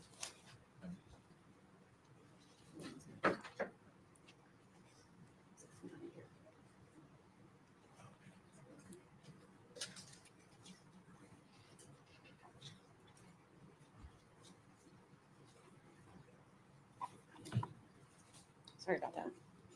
So sad how she smiles when she looks back at it. Just Permission to remembering. publish, Your Honor. Bailey, I'm going to show you each one page by page, okay? We're just going to go in order. Okay. This first message, who is the first individual to speak on this message? Megan. Okay, what does she say to you? Hey, I'm still at the chicken shack. Okay, and what time of day was that message? Did that message come through to you? 9:39 or 32 p.m. Okay. And when you ask her what she's doing, what does she respond? I'm actually just hanging out. Okay. And when you ask her if she's having fun, what does she say to you? Yeah, I just hang out with Hunter. We're done now. And what time did she send that message? 9:51 p.m.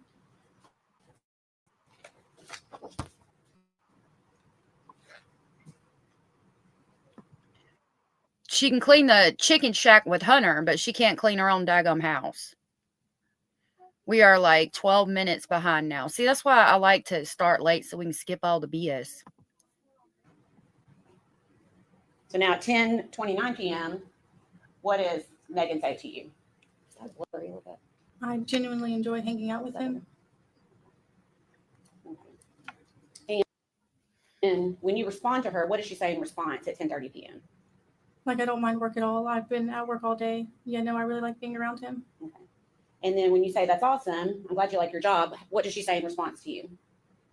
I left and came back after they closed just to see him. Okay.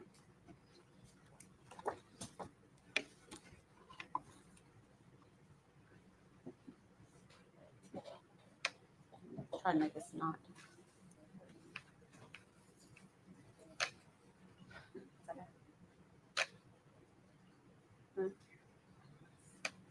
Okay, I don't know if I can make it better than that. Can you see that okay? Yeah. Okay.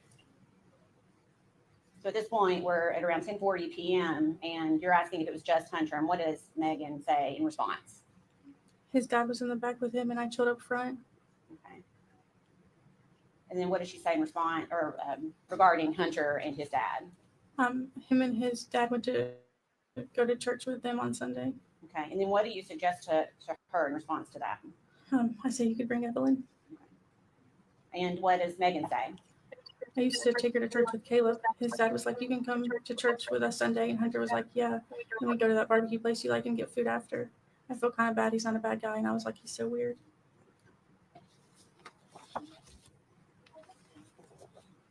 And on this message, let's see if we can see it okay. Oh, that sounds good. Is she continuing to talk about Hunter? Yeah, she says, yes, his dad likes me a lot. I'm the only person on overtime. Okay. When you respond about getting hours at work, what does she say in response to you? Literally this morning, I wasn't supposed to go in until 10 and I went in at 6.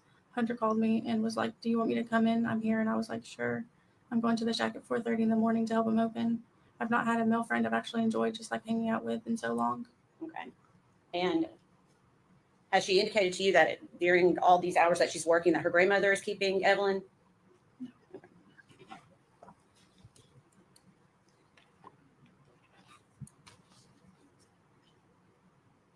She didn't indicate where Evelyn was because she wasn't thinking about Evelyn. So when you say that's so early, does Megan respond to you?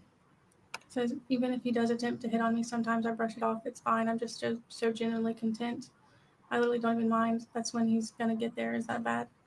Okay. And then you say, let's hope he gets the hint. What did you mean by that at that point?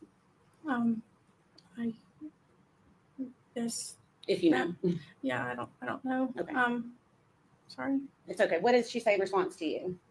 Like not even an, oh, I like him, content. I'm just content and happy around him. That sounds weird, but I am. Okay. And then what do you say in response? But if you don't mind and have someone watch Evelyn, then definitely go for it.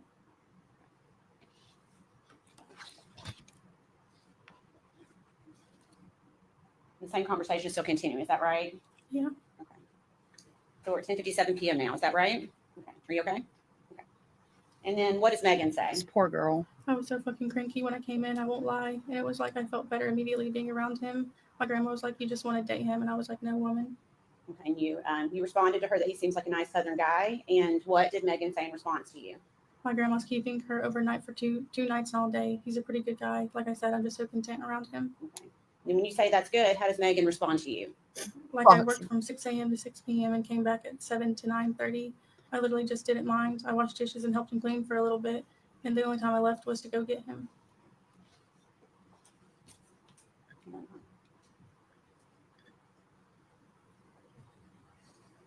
Last one for this. Actually, there's two more.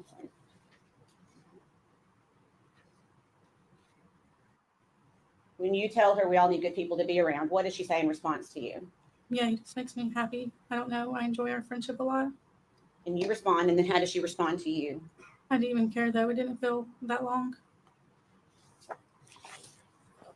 And the last page of this conversation, starting about 10:59 p.m.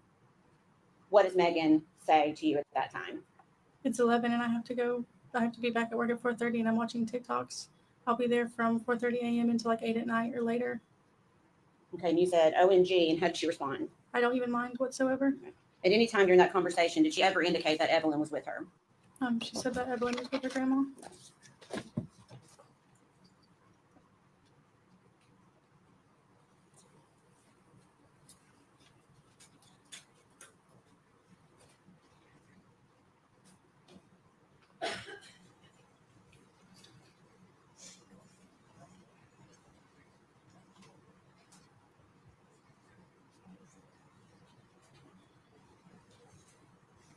This little liar McLiarson.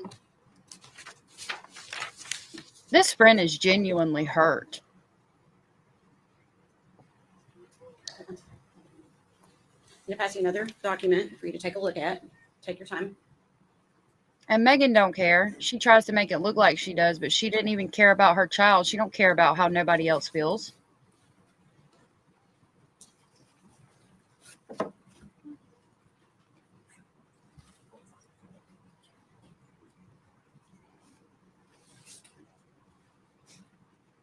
Y'all are funny in chat. Have you had a chance to look at that one? Okay. Yeah. Do you recognize that? Uh-huh. What is it? It's text messages between me and Megan. Okay. On what date? December 6th, 2019 at 9:10 a.m. Okay. And is that a fair and accurate depiction of the conversation you had with her by text message that day? Mhm. Your Honor, we'd like to ask that to be admitted as the next exhibit, number 71. Thank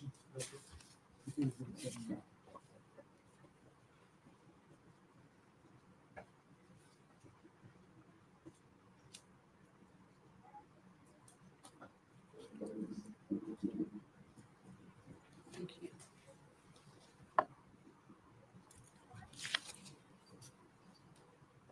Permission to publish? Bailey, again, we're going to go through this just like we did the other ones. You said this started on about 9:10 on December 6th, 2019. Is that right? Yes. Okay. And what does Megan say to you regarding her work? I'm leaving at 11 and coming back at 12, so come by before then. Okay. And you said, okay, then what does she say? JK, I'm leaving at 10:44, 45. Alex, I don't think she was using any kind of substances that I know of.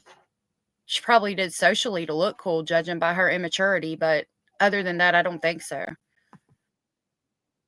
You were going to go by and visit her? Is that what that conversation? I guess. Okay. I know some time has passed. I was just curious. Okay. So at 11:19 a.m., what does Megan say to you? I'm back now. I left again, but I'm with Hunter. The same day, around 5:30 p.m., what do you say to Megan? What are you doing? And what does she say? Chilling with Hunter still? Okay. So just quickly, I'm going to go back. Okay. So okay. And then what does she say at 7:21 p.m.?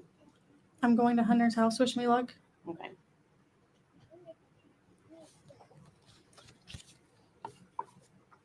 And then same day, 11:30 p.m. What does Megan say to you?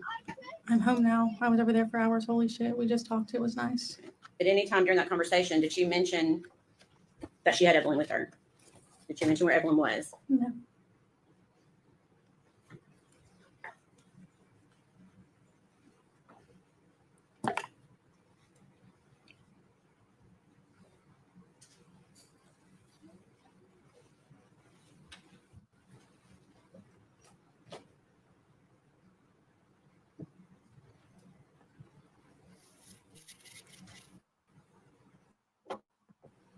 Mercedes said, ugh, it should be a law that all pregnant teens be automatically referred to a social worker for monitoring and assessment of home life.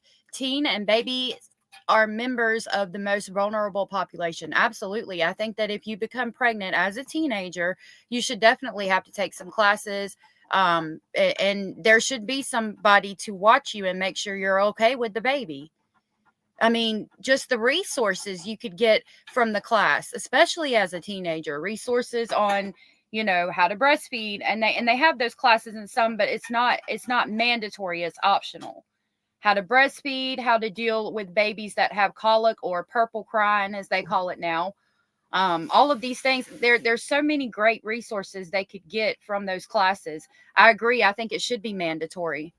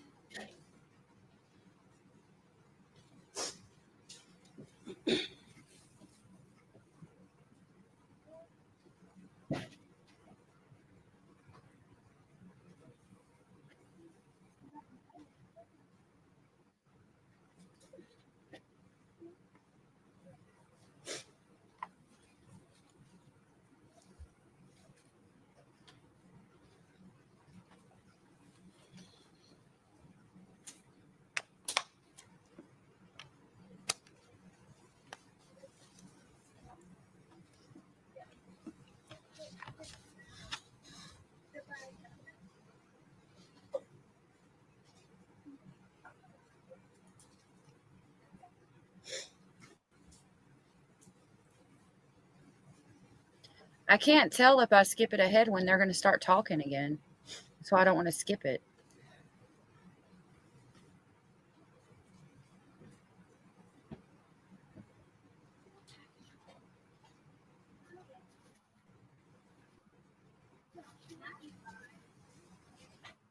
She let you drive? Down the driveway.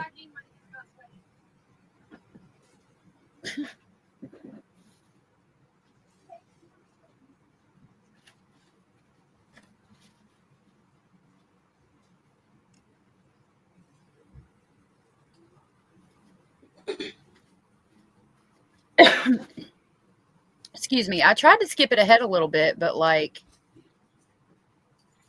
it looked like they started questioning her pretty much. Okay, so there's the I'm going to evidence. pass you another document, and it's about 8 pages. You could just take a look at it, try to keep it in order if you can. Hey, Lily.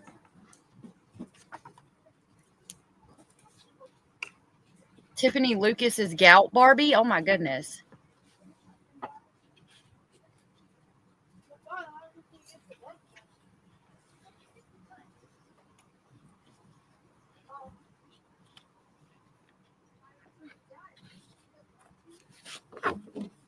Okay.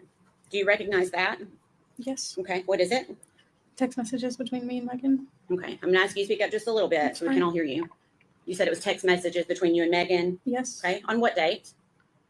December 7th, 2019 at Okay. 12:16 a.m. Okay. And is that a fair and accurate representation of your conversation with Megan on December 7th, 2019? Yes. Your Honor, we'd ask that to be admitted as Exhibit 72.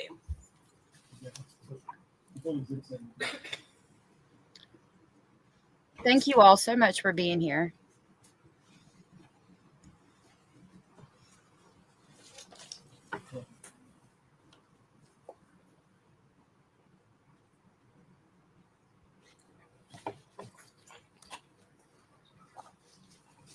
This one's a little bit harder to read because it's a lot of text on one page. So I may zoom in and then we can zoom back out, okay? So it looks like you started by asking Megan a question. Is that right? Yeah, I said, how was everything? Okay. And how did she respond to you? Good. I'm only coming in work for a little bit today, but on Monday, come back and see me. I love you and have a good day at school. Also, Hunter is going to be there after 1, so that's probably when I'll come.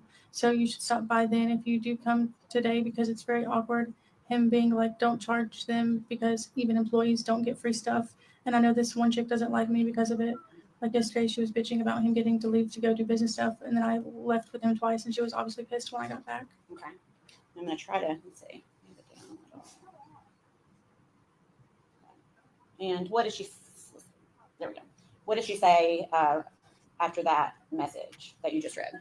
I just feel bad because I know there's like 2 people who don't like me because of it, and it makes me feel like a piece of crap.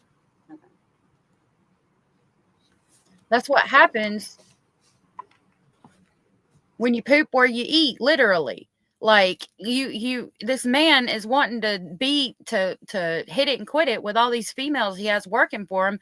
And of course it's going to cause hostility in the workplace and girls to get jealous of each other because he's messing with all of them and flirting with all of them. Like, he needs to be held accountable for the crap he done too, in my opinion. The same conversation's continuing at 3:43. Is that right? December 7th. And I'll have to look at Nicole Kissinger and see if she looks like a foot. okay, so what does Megan tell you at 3:43 p.m. on December 7th? I'm riding around. Want me to pick you up? Okay, and what do you say? I'm getting food with Cameron. And what did she say? I can wait if you're busy. Okay. She indicated any time that Evelyn is with her, either on those messages or verbally to you in a different way that day? No.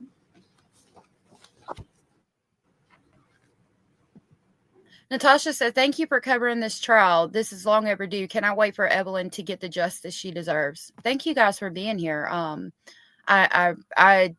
I hope that she does get the justice she deserves. I hope that Megan does life in prison, since the death penalty is not on the table. Okay, You so can gone way wrong. 3:49 p.m. What does she say to you? Okay, I'm driving. I can't text. 1 sec. Okay. And then you say, okay, and how does she respond? Where am I meeting you? Okay. And what do you say? We're about to leave the Bojangles and Piney Flats. And what do you say? I'm sorry, what does Megan say in response to you? I'll meet you there. Okay. Have y'all heard about the other famous chicken shack? I'll pull it up. Still on December 7th. I'm going to probably zoom this one in too, just in case there's yours. You can't see it in their monitors. Okay. 4:08 p.m. What does Megan say to you? I'm here. Okay. Okay. Oh, sorry. And then you responded. No, how did you respond? Okay, I'm sorry. It'll be like 15 to 20 minutes. Okay. And what does Megan say in response to you? It's okay. Take your time.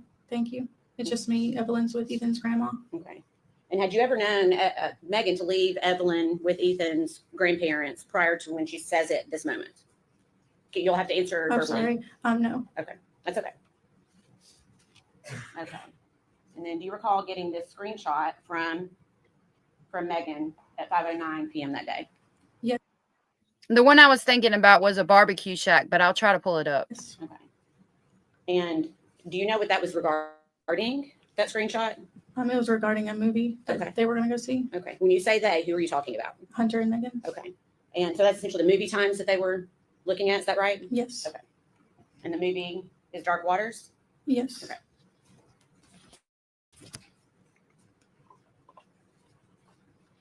And then you respond with a question mark to her. And what does Megan say to you? I got no context other than that. Okay. And then she then explains, I guess she realizes what it is. What does she say? Oh, it's a movie. And what do you say to her? Is he asking to go watch it with you? And then what does Megan say? Yeah. And then what do you say? Are you going to do it? And how does she respond? Yeah.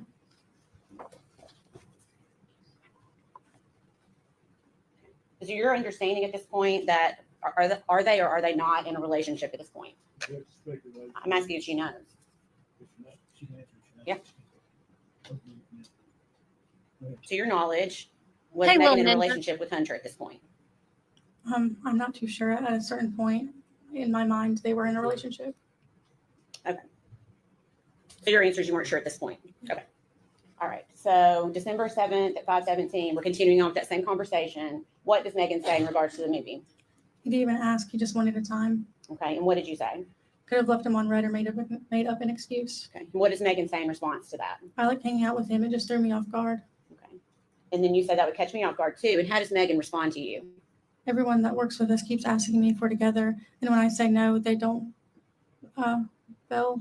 And like this one girl was like, I'll go with you all then. And I was like, bitch, I don't care. Okay. So that's what IDC is. I don't care. Yeah. That's okay. Okay. So same day at 8:04 p.m., what do you ask her? How was the movie? And how does she respond? It was fine. Okay. And you asked, didn't you enjoy it? And what does she say? The movie was just kind of long. I liked getting to see him. Okay.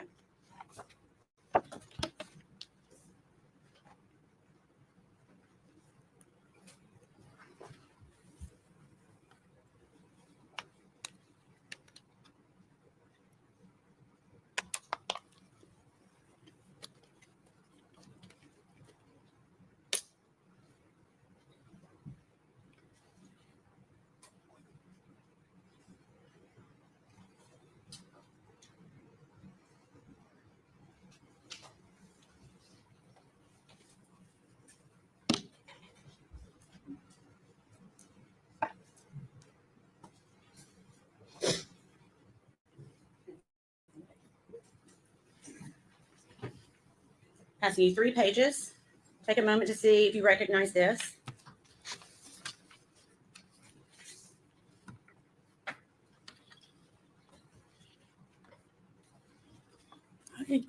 Yeah, I recognize it. Okay. What is it? Text messages between me and Megan. Okay. On what date? December 8th, 2019 at 11:53 p.m. Okay. And is that a fair and accurate representation of your conversation on December 8th, 2019? Yes. We'd offer that as exhibit number 73. No objection.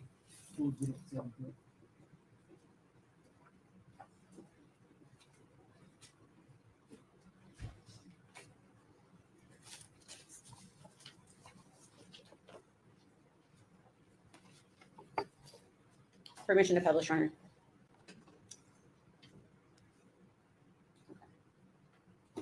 Okay, so around 1:53 p.m. on December 8th, you ask her, what are you up to? And what does she say? I'm with Maddie's brother Okay, and you say, where are you? And what does she say? at the chicken shack. And then you ask her if she's working, and what does she say? No, we're not open. They're just working on stuff right now. Okay, and you ask her it's closed today, right? And what does Megan say? I'm just chilling. Okay, and then you say not with Hunter, and then how does she respond? No, he's here. Okay.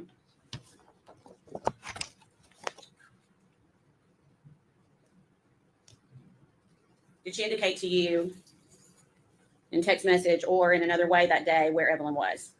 Okay.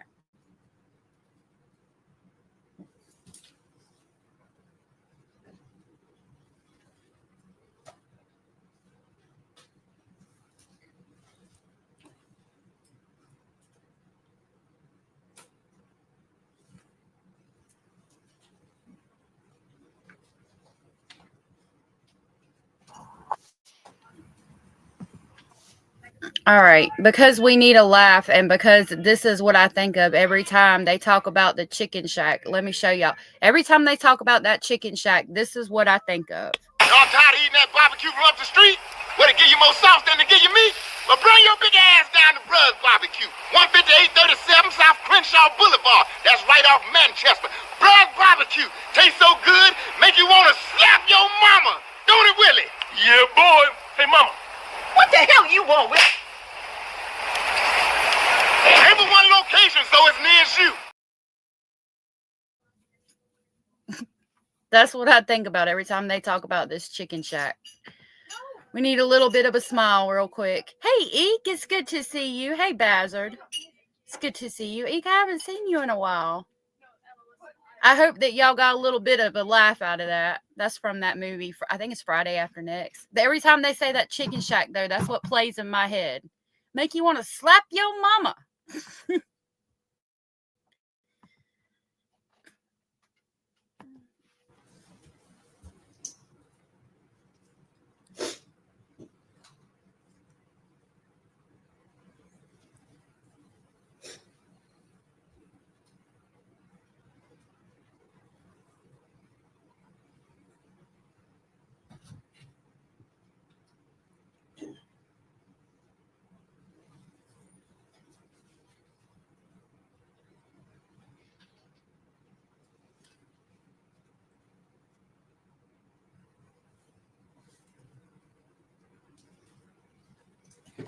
I'll pass you 2 pages.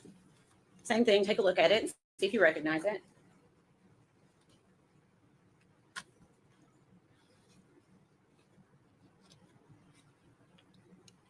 I do recognize it. Okay. What is it? Text messages between me and Megan. Okay. What's the date for those messages? December 13th, 2019 at 3:56 p.m. Okay. And is that a fair and accurate representation of your conversation with Megan Boswell on December 13th, 2019?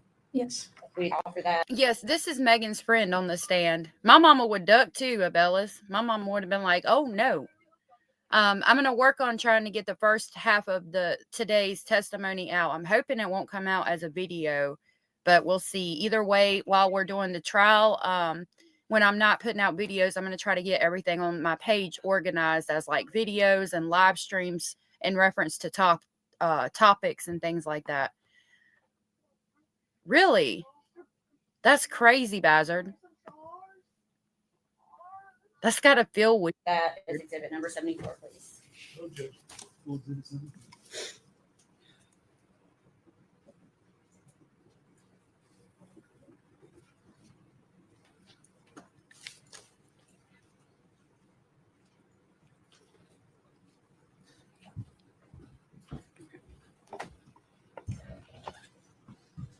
Permission to publish. Sorry. Okay, so this looks like Megan is sending you a few messages on December 13th. Can you read us the messages out loud, please? His dad drove his car to work because his dad has a flat tire. I left his house early, and this was what he sent me when he finally woke up. Okay, and what did she say after that? It wasn't anything like good morning. It was get out out of the Lexus and come scoop. Okay. Is she indicating that they spent the night together, or do you know? I don't remember. Okay. So on December 13th at 5:06, what does she say? Will you ride around with me? Okay. And then what did she say after that? I'm upsetty spaghetti. Okay.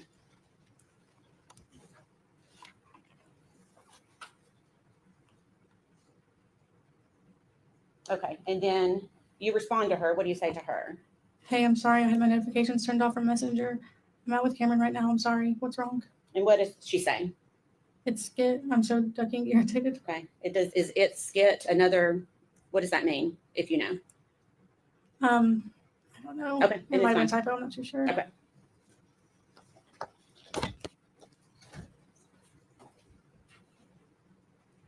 Okay. So we'll stop on the messages for a few minutes. So in these messages, Megan told you that Evelyn was with her grandmother. Is that right? Yes. And she told you that Evelyn was with Ethan's grandmother. Is that right? Yes. Did she ever tell you anything different than those two things about where Evelyn was?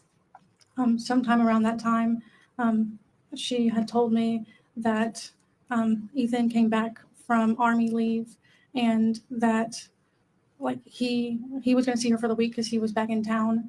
And then he ended up filing for emergency custody for her. And then within that time period, he like had emergency custody and they were supposed to go to court and stuff over it. And then at that point, like he had emergency custody and then they had shared custody and then then they had shared custody. Okay, so it sounds like this was more than one conversation. Is that fair? Yeah, it was within, all of this was between December and January. Okay. When you had these conversations with her, did she seem sad? Not particularly. Did she seem worried about Evelyn? No. Did she seem scared in any way? No. What was her demeanor during the Imagine being her friend. Like, it sounds like they were pretty close, talked almost on a daily basis, and then finding out that all of this was a lie, that she played your face like that. Like, I mean, even that would be heartbreaking. And then to find out, like, the child that you thought was going to grow up with your child is now deceased, and that she lied about that. She just lied about everything. And this is supposed to be like her best friend. Conversations. It was just always matter of fact and like the answer, just that was the answer. Okay, let's see.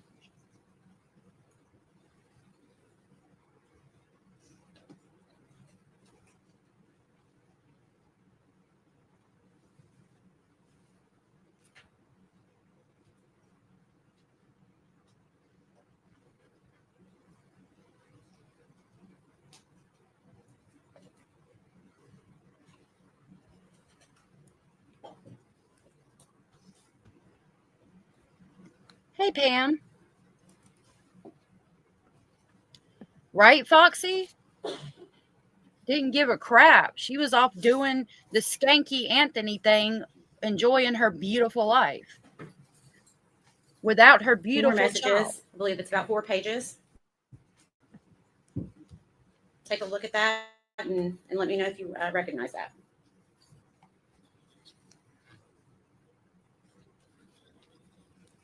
Yeah, I recognize it. Okay. And what is it? Text messages between me and Megan on December 14th, Okay. 2019 at 1:09 p.m. Okay. And is that a fair and accurate representation of the conversation you had with Megan on December 14th, 2019? Yes. Okay. Your Honor, we'd ask that be made exhibit number 75.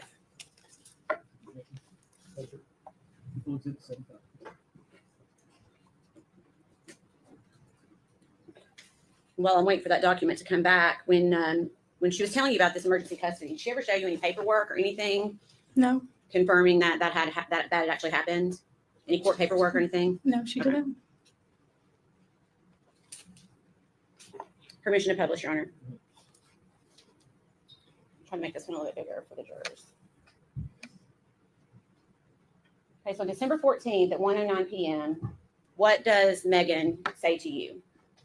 I'm going to go ahead and head your way. Take your time. I'm just sad without Evelyn, knowing what Ethan's done, and I hate going home, seeing her stuff there and not her, you know.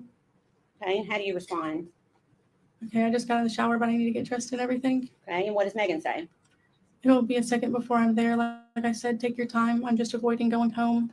Like I was fine before. It just hurts knowing I can't see her, then having to look at her stuff. Okay. And then about 10 minutes later, what does she say to you? Yeah, Birch is here. Okay, and then what do you say? I'm sorry, I'm about to be ready. Okay.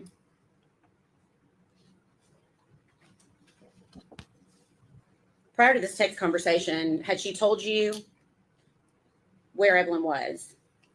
Other than what we just talked, has it changed at all? During that time, all of it kind of morphs together, so I can't say for sure. But during that time, it was around the time that she said that Ethan had gotten emergency custody. Okay. Did she say when she was going to be able to see Evelyn again? She said that the court date was going to be in January of 2020. Pam, I saw you said you weren't familiar with this case. Jackie broke it down and said basically the reason she put her baby upside down in the trash can is because it was all about Hunter, and he didn't give a crap. So yeah, basically she put her 13-month-old baby, basically swaddled her, covering her face though with a fleece blanket, wrapped aluminum foil around her head, shoved her in a trash can, lied to police for 2 or 3 months lied to everybody around her. So the baby wasn't even reported missing until she'd been missing for a month. And then she continued to lie to police and everybody around her to the point of saying she was pregnant when she wasn't. All because the owner of the chicken shack wanted to hit it and quit it with all the females that are employed at the chicken shack. And he used the excuse that he wanted to be with somebody that didn't want children to kind of break up with her. And she took it literally and basically annihilated her family. She's one of those that annihilates the family to start over. Bruh, said Eek. Okay, so I'm assuming you're still getting ready while she's waiting for you. And then at 1:31 p.m., what does she say in response to you? It's okay. Take your time. Like I said, it's better than me being home. Before we go further on that, did she ever indicate, other than what she said about not wanting to be there, about why she didn't want to be home at that time? That was around the time that she was saying that she didn't want to see Evelyn's stuff because it made her sad. Okay, so on December 14th at 8:09 p.m., what does Megan say to you? I'm getting a hotel tonight. I don't want to go home. Would you stay with me tonight? And then what do you say? Can you not spend the night with Hunter? And what does Megan say? I just don't want to right now. Long story. Okay.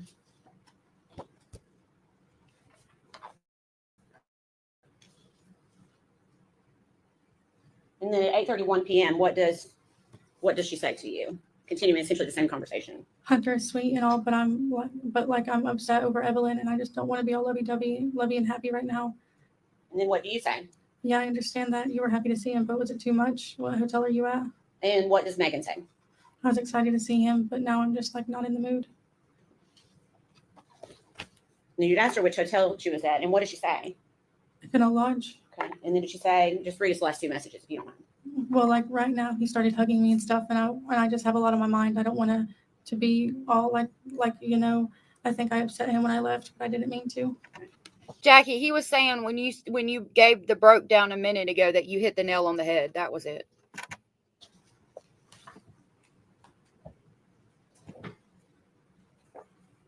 Okay.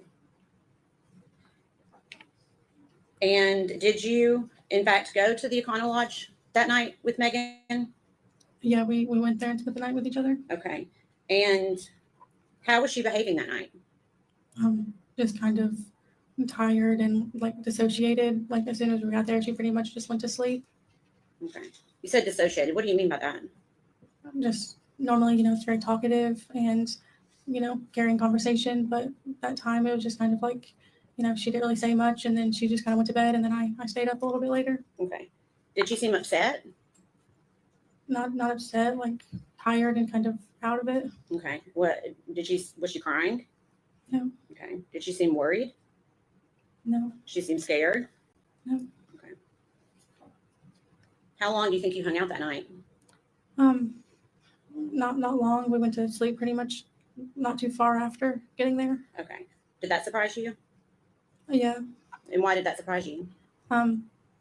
Like that was like the first time that we ever like spent the night with each other. So I was kind of expecting us to, hang out, but she just kind of went to sleep shortly after we got there. Okay. Yeah, from what I understand, the baby was still alive and they found aluminum foil in her mouth. But Megan says that she was like not moving. Her eyes were not moving. She wasn't breathing, things like that. And then the next morning, did you talk at all that next morning? Yeah, she got us Right, pals, and then we quickly separated after we woke up. Okay.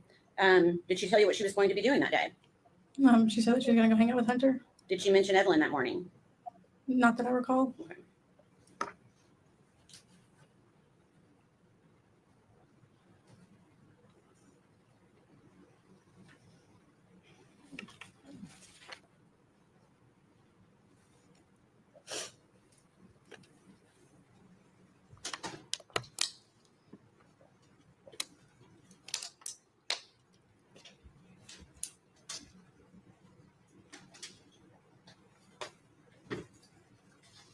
I'm going to hand you 2 pages. Same thing. Just take a look and see if you can identify it.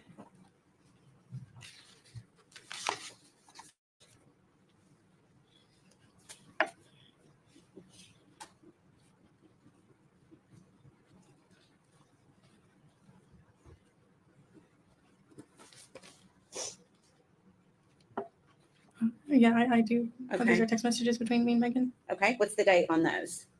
December 15th, 2019 at 5:26 p.m. Okay. Is that a fair and accurate representation of your conversation with her on that date? Yes. And we'd like to ask for that to be made exhibit number 77. I'm sorry, 76. I apologize. 76. I'm sorry. 76.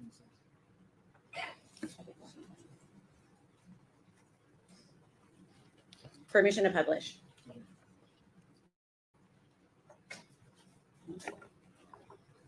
So this is the next day, is that right, from the conversation we just looked at? Yes. Okay. And what does Megan say to you at 5:26 p.m.? Do you want to get dinner with me? And what does she say next? I want Olive Garden. Okay. And then you respond to her, and then who does she say she's with at 5:31 p.m.? I'm with Hunter right now. Okay.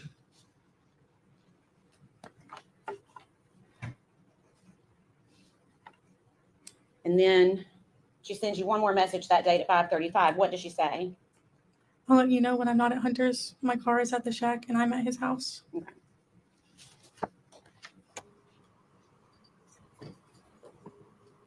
Allie said yesterday another channel in the courtroom said that there was about 10 layers of foil wrapped around her head. Oh my God. I didn't see how many layers there was. That's crazy.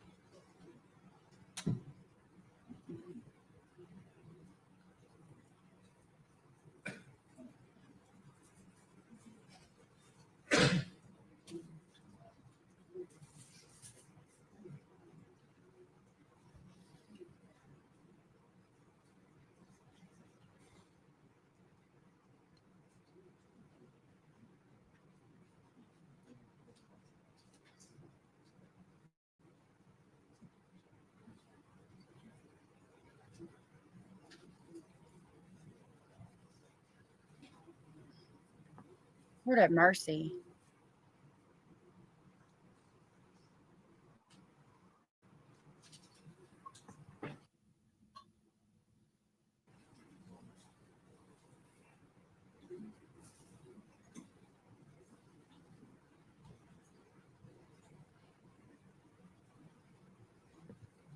Look at her just sitting over there.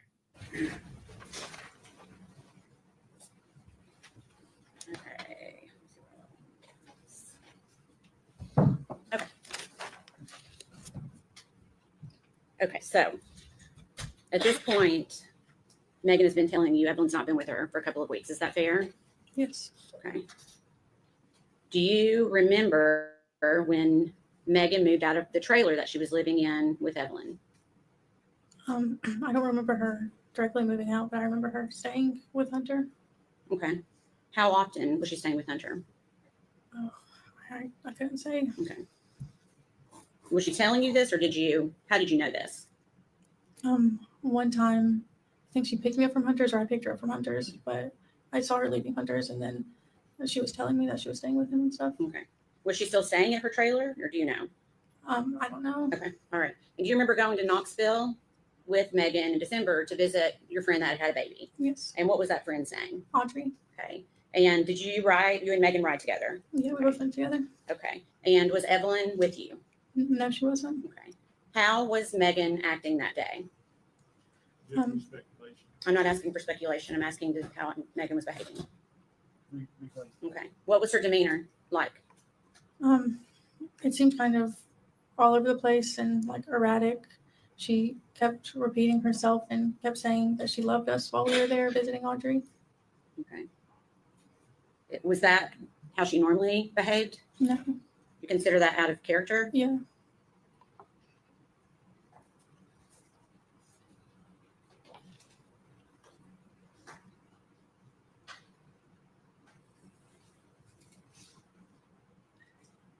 I wonder why she was acting like that, because it seems she didn't care otherwise.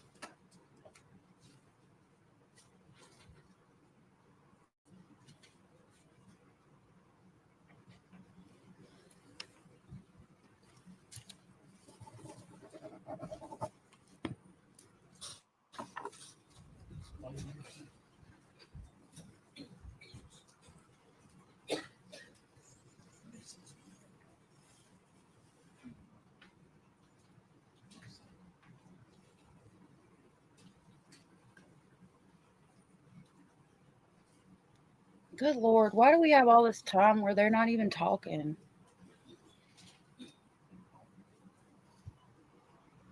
Them defense lawyers are trying so hard.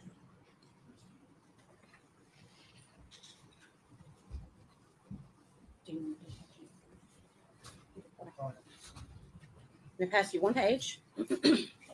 Well, thank you. Take a moment to look at it. And let me know, do you recognize that? Yes.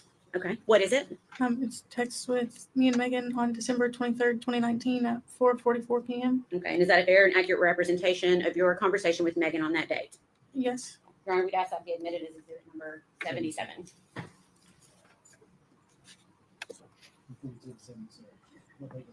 December 23rd.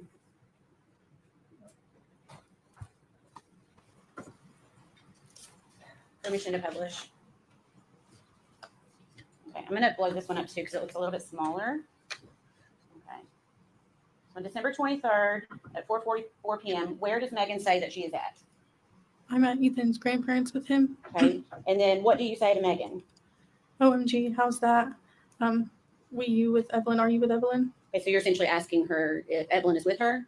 Okay, and what does she say? Yes, and good. Okay.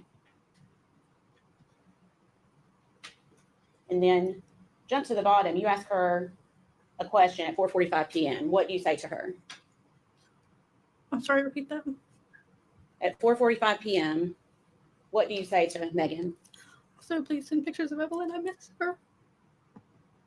That was, please send pictures of Evelyn. I miss her. Gray Moon says narcissists are afraid of being exposed. It seems like Megan Boswell was repeating herself to two friends in order to gain sympathy once Megan Boswell's mask fell and her true self was exposed for who she is, a monster. Yeah. This is going to be triggering. She's starting to cry. She asked for pictures of Evelyn and she said she missed her. And what does Megan say to you? I will in a second. Okay. Did Megan send pictures of Evelyn that day? No. Bailey, do you need a minute? Okay. Do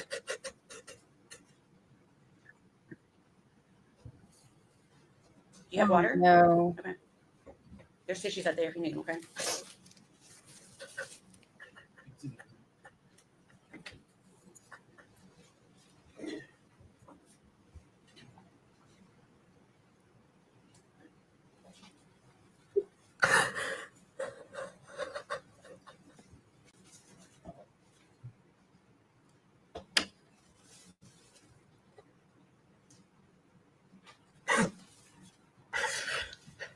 Yeah, I'll let you know what she says.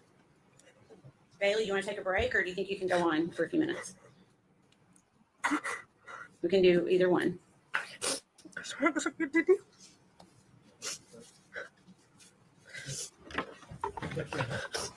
One stand, please.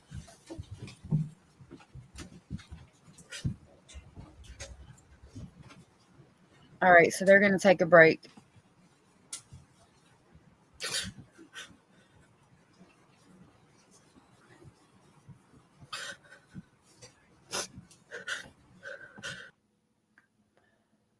I'm going to scoot it all the way up to live. Hey, Roxanne. I know, it's so sad. It's so hard.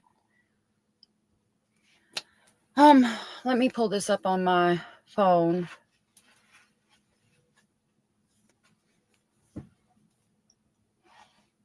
So we can tell when they come back.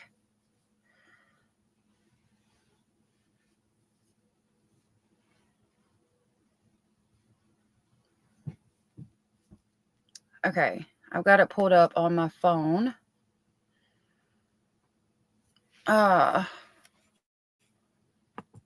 Let's watch her. Yeah, I want to see her lie.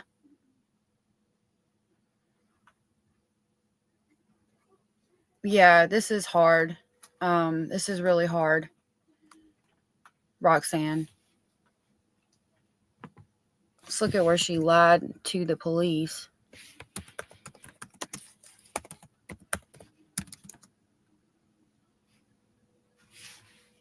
Excuse me.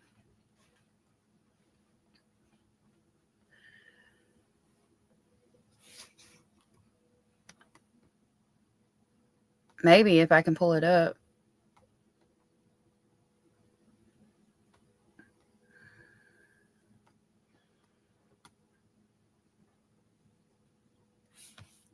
We'll watch this one while we wait.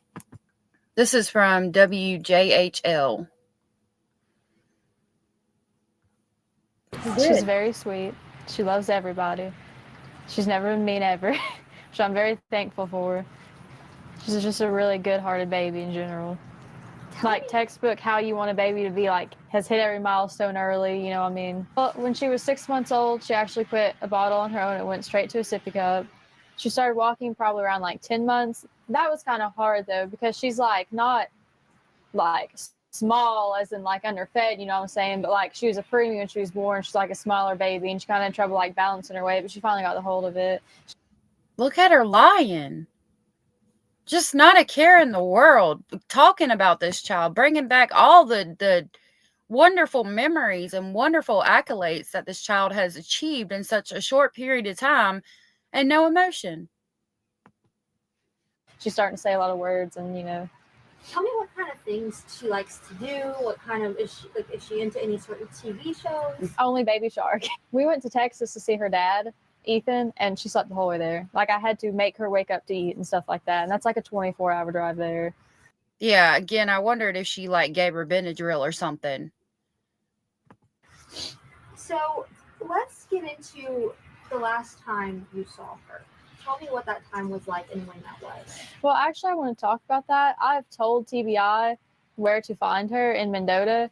My mom took her to a campground and a silver camper, and if they don't go tonight, I'm going to go find her myself. Really? I've told them, and they're not really like taking it seriously. And if they don't go tonight, like I will go myself and go get her. Tell me about the last time though that you saw Evelyn. Tell me what you guys did and when that was. We went to go out to eat, and then my mom came and got her. She was wearing a little hot pink tracksuit with the matching bow and little matching shoes. And was this December 20, like right after Christmas? A little bit before Christmas. My mom, like you can ask her, is a very vindictive, manipulating person. And Yes. she basically like threatened me the whole time that she was gone. Do you know who has Evelyn? So going back to her mom's a very vindictive, manipulative person. Going back to what we were saying during the first stream, it's a learned behavior. She learned it somewhere. I'm not blaming her mom, but she's learned it from her mother. Evelyn right now? She dropped her off somewhere in Mendota at a silver camper. But my mom would always say the person, not like people, plural. So there is a person that has her in Mendota. They're not taking me seriously. TBI isn't, because I've not fully told them. I've been like, hey, like my mom camped out at Mendota. You want to go check them out? But I've never been like, They're not taking her seriously because she's a lying biatch. She lies and lies and lies. And that's what they were referencing in her interrogation. They were like, you talked shit on the TBI. Why should we do anything or believe anything you say? Because you lie constantly. You talk shit on the TBI. like specifically, hey, she's not your silver camper. Because my mom did threaten me, like, if I told anybody. I'm not going to get into that, but she did. Okay. So your mom has had Evelyn the whole time? Or the whole time? Or the person that is in Mendota has had her the whole time.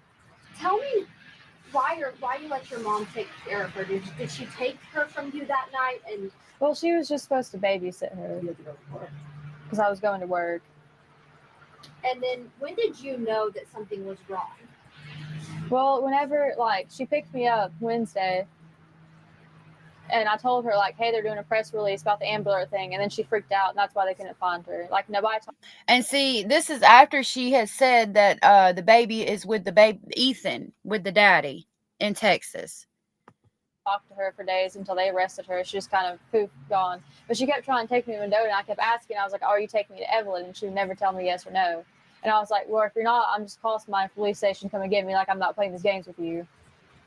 And so tell me, the day that you dropped her off with your mom to let her babysit, was there anything off about your mom that day? Did you have any suspicion that she was going to take your child? No. Well, I called her, and she was just like, "Oh, she's safe," like, that kind of thing. And then she started threatening me, which, like I said, I'm not going to get into like everything she threatened me with, because I'm just not. But of course you're not. Obviously, now that you believe you know who has her, what do you have to say to them? To just bring her back. I just want her back. That's all I want. I've been so long without her, and I know a lot of people are like, "Oh, why didn't you report it missing earlier?" Because my mom threatened me, and I just want her back. That's all I can think about so much. I just want her back. Talk to me.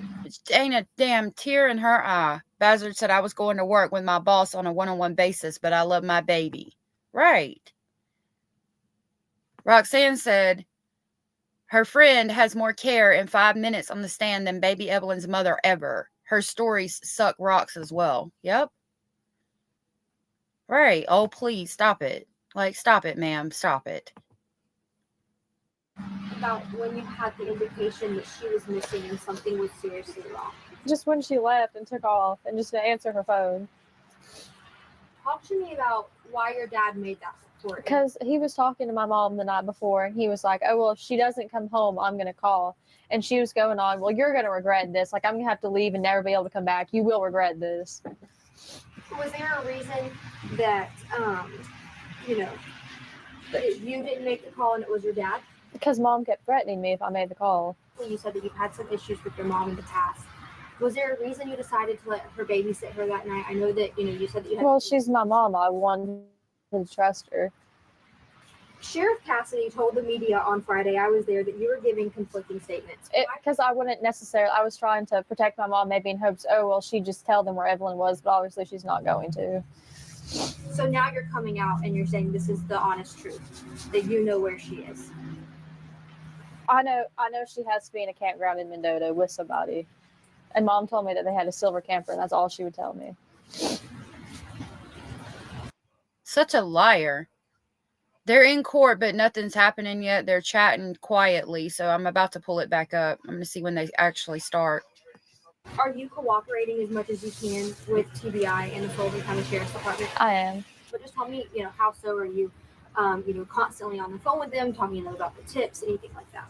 Yeah, and I've looked into stuff online myself. Like, people are like circulating pictures around me.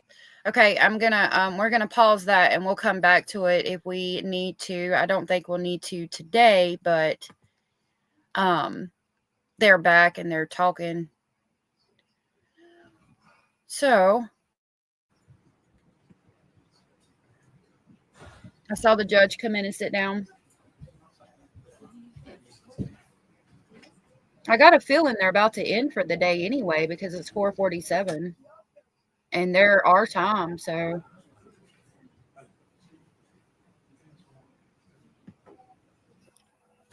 Roxanne said, Megan will regret this. Imagine her time in jail. She's going to get hers. Right? She did look at the camera, Bella. She absolutely did. Jackie said she made sure her daughter would never be able to breathe again with her actions and that she wouldn't be heard in the painful process. She did, and it's pure evil. Her black eyes are totally soulless.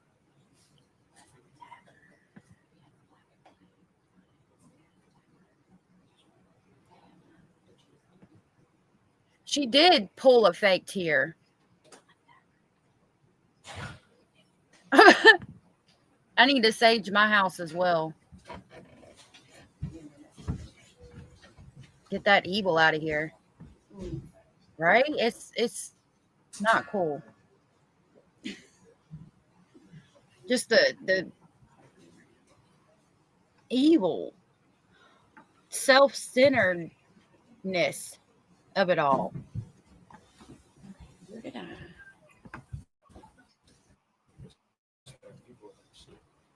Okay, I ended. Thank you. She did. Hey, Teresa. She thought she was a superstar.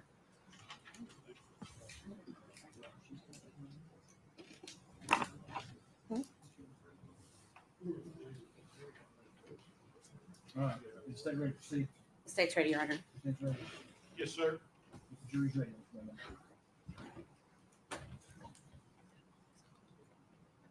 I wonder how late they're going to take it today because I figured they would just come in and stop.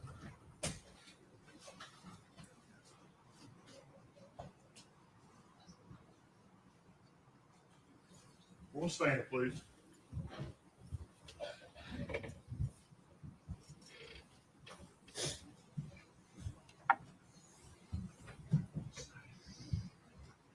Absolutely right, Allie.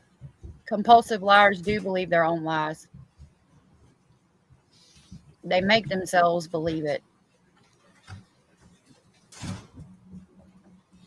Right, Teresa? She is a cold, cruel, heartless demon.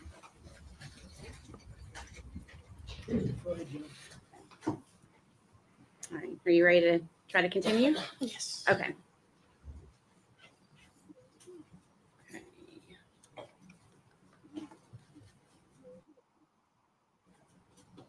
So we essentially ended before we took a break around December 23rd of 2019. And we talked about that. Did you continue to hang out with Megan after December 23rd of 2020? I don't remember any like specific dates, but we hung out a lot, so I would assume so. Okay. Do you remember learning that, do you remember hearing that Evelyn had been reported missing at some point? Okay, so you're going to have to speak up. I'm sorry. I'm sorry, yes. Okay. And how did you learn that Evelyn was missing? I found out on Facebook. Okay. Had Megan told you at any time? No. Okay. All right.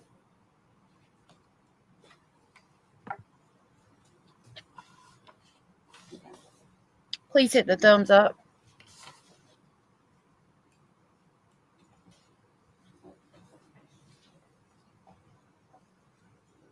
If y'all don't mind, I appreciate it.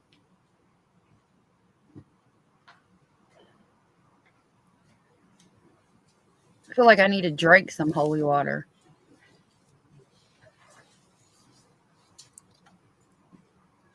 I'm going to pass you 2 pages. Just take a look at it and let me know if you recognize it. Yes, I do recognize it. Okay, can you tell us what it is? Messages between me and Megan on January 9th, 2020 at 1:55 a.m. Okay, and is that a fair and accurate representation of your conversation with Megan on that date? Yes. Okay, we'd like to offer that as exhibit number 78.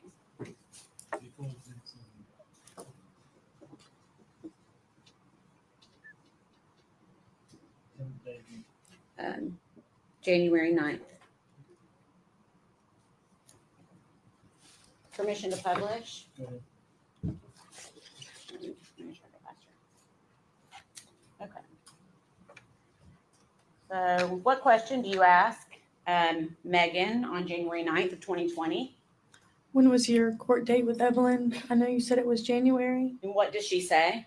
And tomorrow, And then what do you say? where is Evelyn right now? Still with Ethan? And what does Megan say? Yeah. Okay. And what do you say in response? So is Ethan not back doing Army things? I know a lot of people have left for Army stuff already. I just don't understand how he can have custody if he's literally going into the Army. Okay. And then what does Megan say in response to that? I don't know. It's retreated. I don't know what he is or isn't doing. He won't speak to me. I talked to him like once on New Year's. Okay. Is she talking about Ethan? Yes.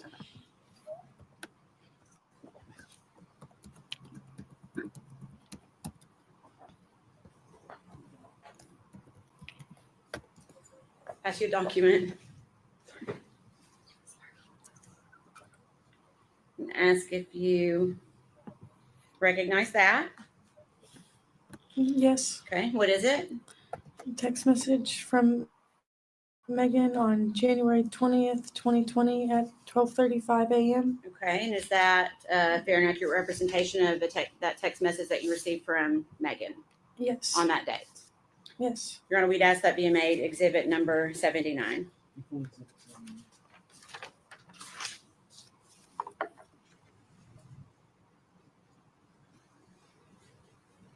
Permission to publish. Go ahead.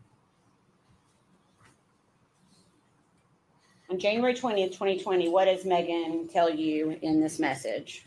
Went to Bowling Rock today. To Blowing Rock? Yeah, Blowing Rock, yeah. I've been there.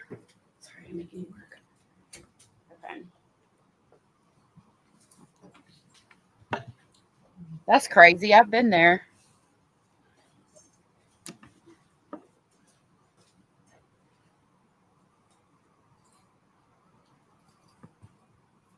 Yeah. May we approach briefly? Her friend had, I mean, the court had to take a recess because of how upset her friend was over talking about this situation. I can't imagine how heartbroken she is. Thank you, Alex. I spelled it wrong.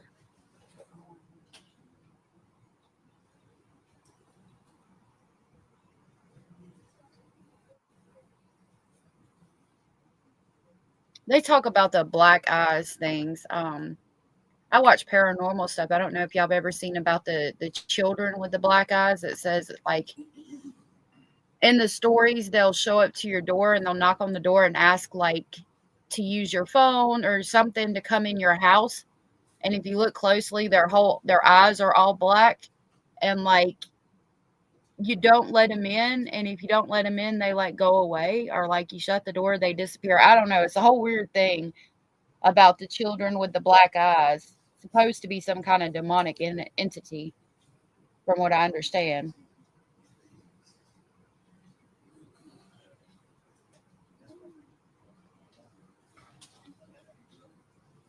GHB, MDMA.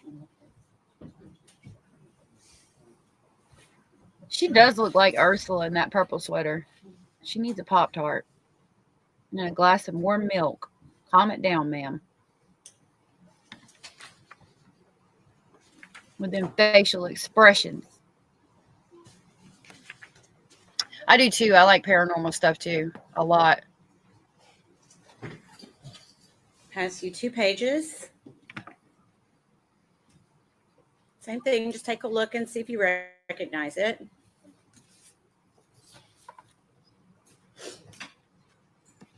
Yeah, it's a thing like. Yeah, I do recognize the text messages. Okay. And is there a date? It's like if you invite them in, then it's not good. You have they have to be invited in, and you don't invite them in. On those messages? January 24th, 2020 at 5:51 p.m. Okay. Is that a fair and accurate representation of a conversation with Megan Boswell on that date? Yes. Your Honor, we'd ask that be made exhibit number 80. for the date of January 24th, 2020.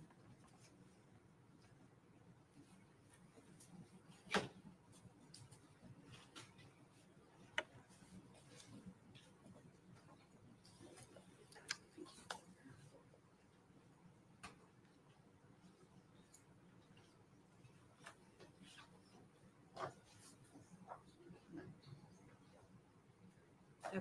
Permission to publish, Your Honor?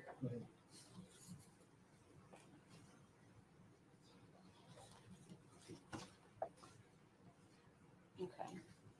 What does Megan say to you at 5:51 on January 24th, 2020?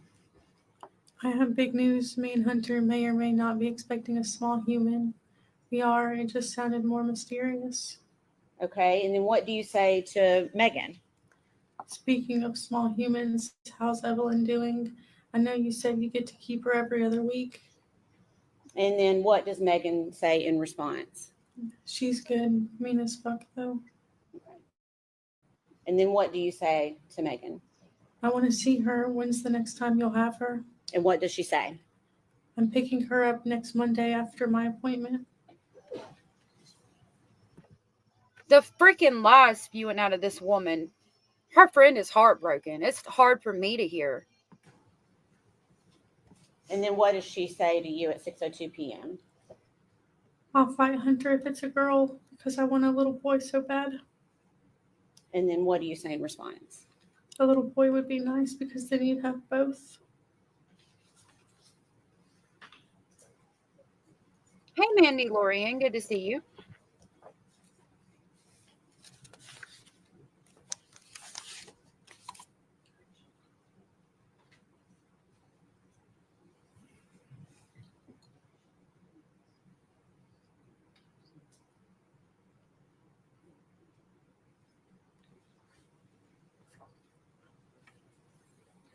Same thing. Take a look at this and let me know if you recognize it. Yeah, I do recognize it. Okay, what is it?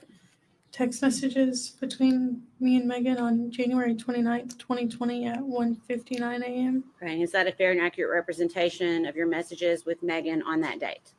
Yes. You want to read it?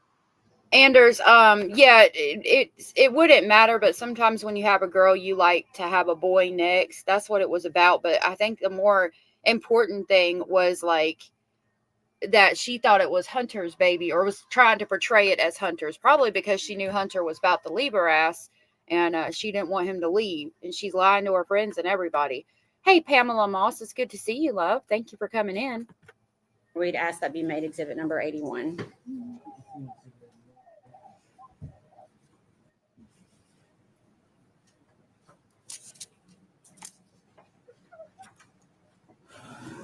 Permission to publish. What do you ask Megan on January 29th, 2020? Do you still have Evelyn? And what is her response? My grandma does right now because my mom's sick and stuff. I didn't want to bring her around. Okay, and what do you say in response? Will you have Evelyn with you? I really miss her little baby face. I bet she's grown so much since I haven't seen her in like a month. And then what does Megan say? Yes. That's sweet, Foxy.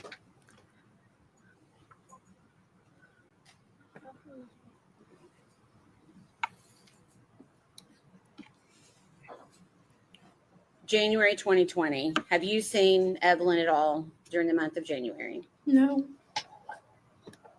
Did you see Evelyn at all during the month of December of 2019? No. Okay. How are you feeling at this point? In January 2020, how are you feeling? The relevance.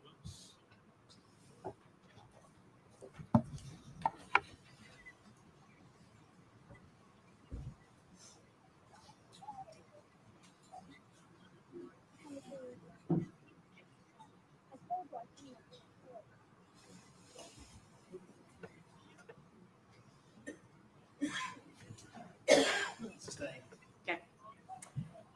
I'm going to ask in a different way, okay? I want a house from like 1895. Like if I ever got rich, I'd get me an old farmhouse on like 50 to 100 acres. And I'd want it to be from like late 1800s. I would, oh my gosh, I would love it.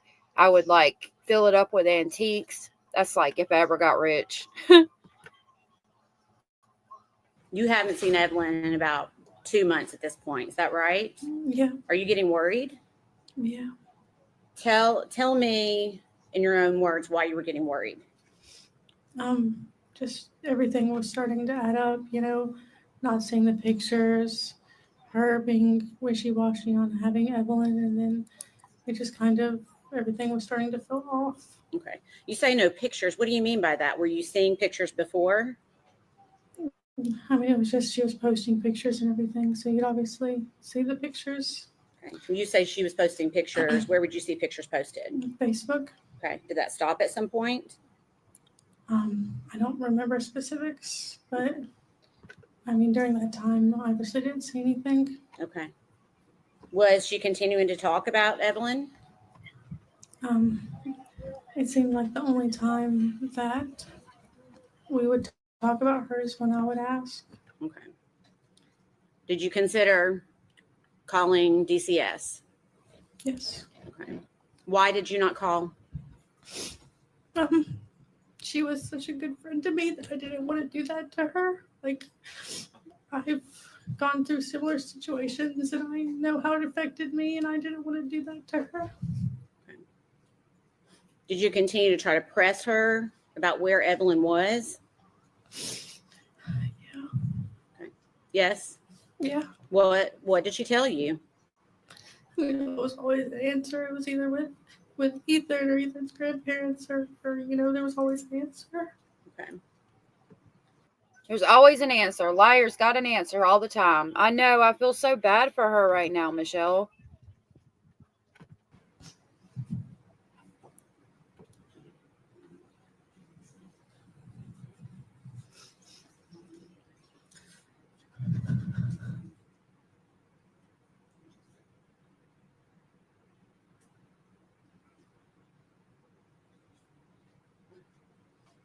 Actually, one more document. It's 5 pages.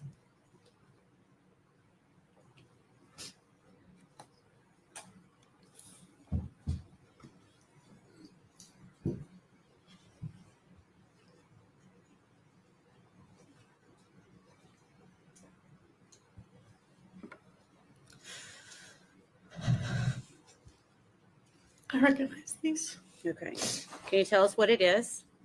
Text messages on February 22nd, 2020 at 2:46 a.m. Is it a fair and accurate representation of a conversation you had with Megan on February 22nd of 2020? Yes. We'd ask that to be made exhibit number 82.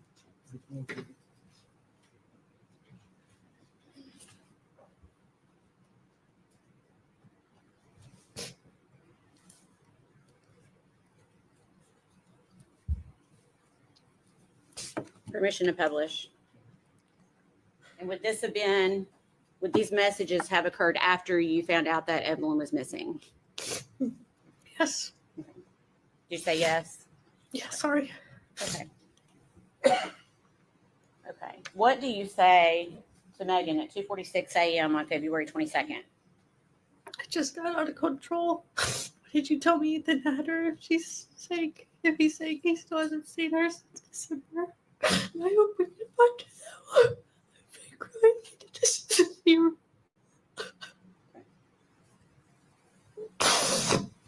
I didn't understand what she just said. If whoever you said has her in that interview, I hope they bring her back and everything.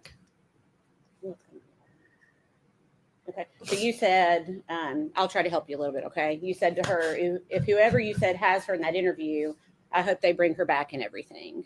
And then can you tell me what Megan says in response? Me too. I just couldn't tell anyone because I was worried the person might run or harm Evelyn or someone else in my family. Okay. And then you say, I'm just so confused about everything and I don't know what to believe. So just please tell me the truth and be upfront with it because I love Evelyn and as much as you do. And I feel like I deserve the truth. I know you felt you needed to lie to keep Evelyn safe, but I hope you understand where I'm coming from. And what does Megan say in response? If I could tell you anything, I could, but I was told not to. As soon as I can talk, I promise you'll be the first person I come to.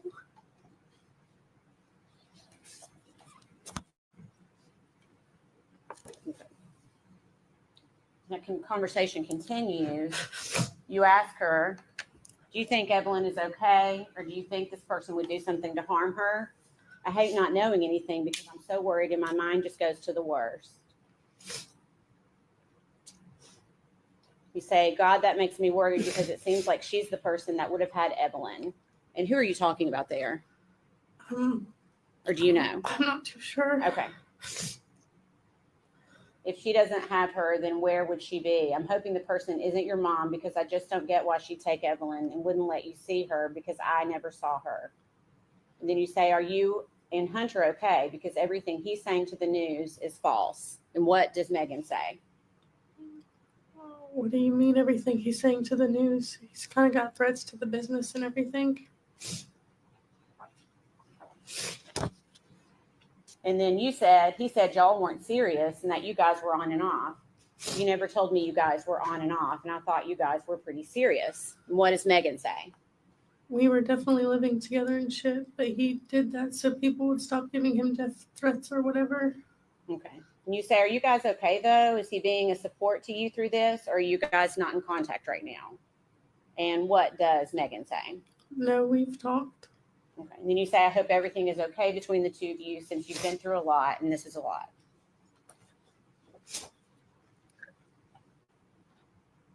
Then you ask her, did he, are you talking about Hunter? Yes. Ever see Evelyn? I know at the beginning he never saw her because you wouldn't let him. But after that, did he ever get to meet her? You never told me. And what does Megan say? I'm not getting into that for Hunter's sake. And then you ask, when is the last time you saw Evelyn? And what does Megan say? I can't disclose that either. Okay. And you say the police are saying that the babysitter saw her last on December 10th. Did you see her on the 26th, like in the original Amber Alert? And what does Megan, let me make that smaller. What does Megan say? I can't disclose that. Okay.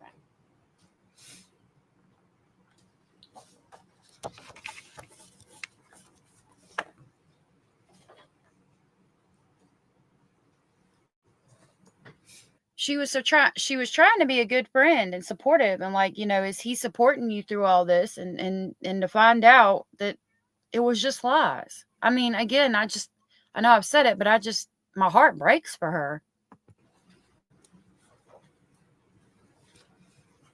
Did Megan ever tell you anything different other than the things we've already talked about? The other things she told you about where Evelyn was. Did she ever tell you anyone else had Evelyn? No. Okay.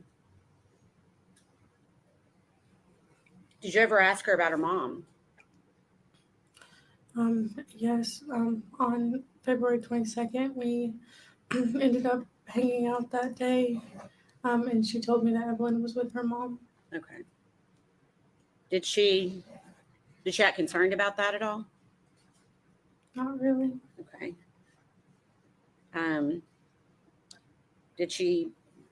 Was she worried for Evelyn?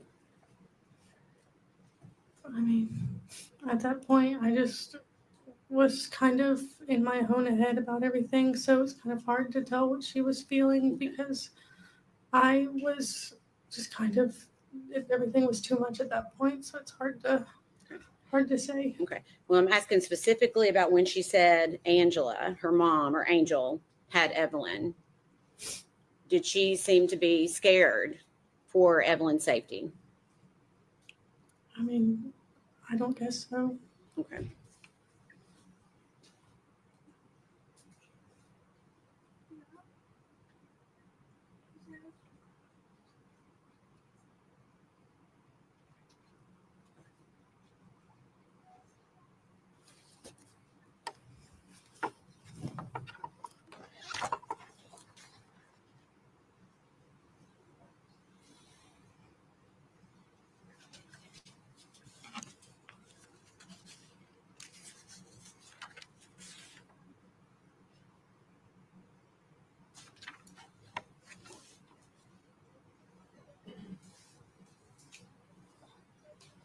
I think Bazard might have left. I'm not sure.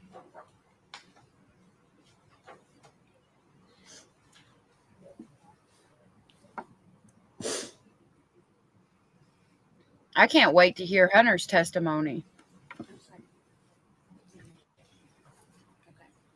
It's the last thing I'm going to hand you, okay? I know this is a lot. Okay.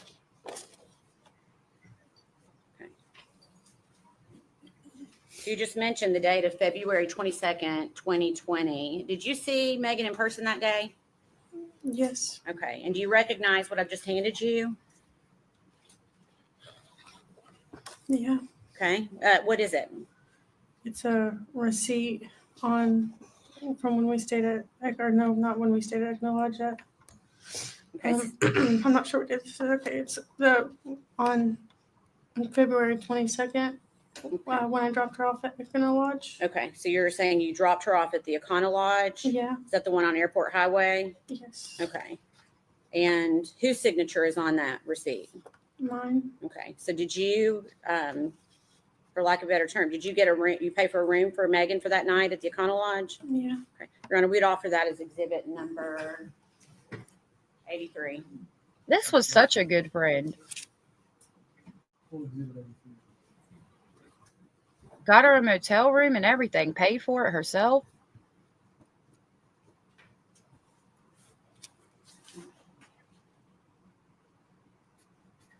I don't need that one. I don't need it.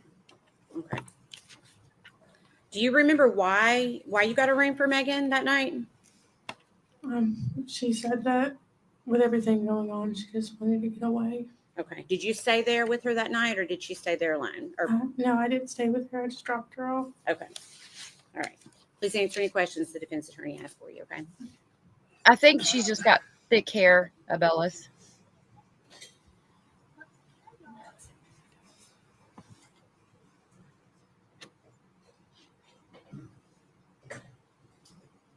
It's 5:15 there.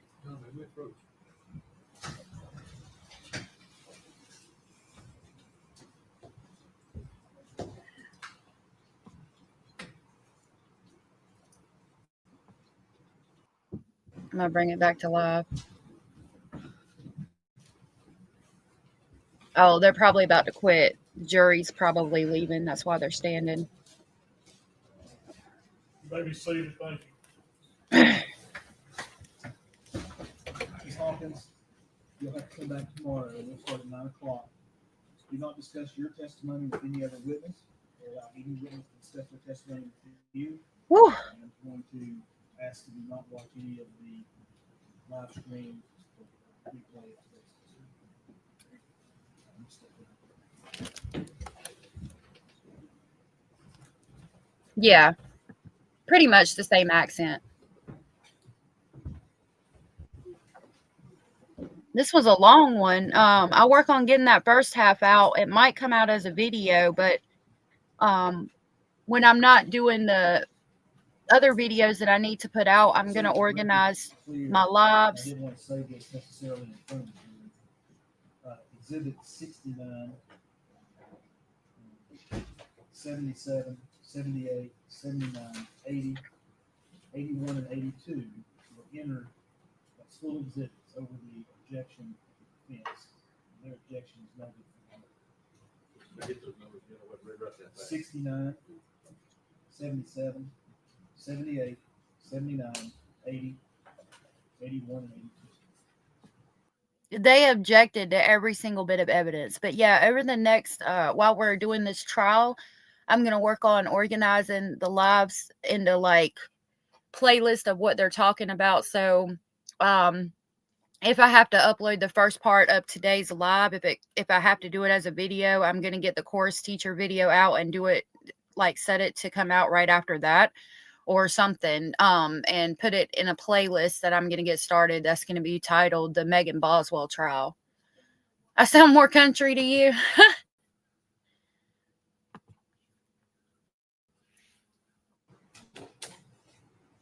We'll be in recess. The case, the jury till 9. We'll be back here at 30 minutes. So have the witness come back at 9 to be ready at 9. The witness come back. Okay. I think that's what I told her. Okay. It was sad to listen to. Stands in recess. And then in the morning, the defense is going to come back and attack her. They objected to every bit of evidence that they tried to submit today. And the defense is going to come back in the morning and they're going to attack her, and it's going to piss me off. I'm going to be mad. It's not going to be good. It's going to be hard to listen to, especially as heartbroken as she was. This is going to be me. I'm going to be throwing my angry bunny up. I'm going to be like, y'all need to stop it right now. My angry bunny. Oh, goodness. I love y'all, and I hope y'all have a good night. Thank y'all so much for being here. Thank y'all for hanging out with me today. I know it was a long one.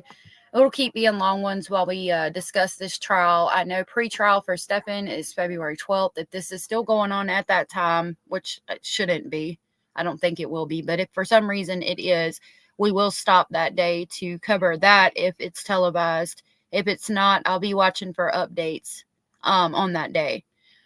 So I hope y'all have a good night. I will be getting some videos up, hopefully out tonight. I will be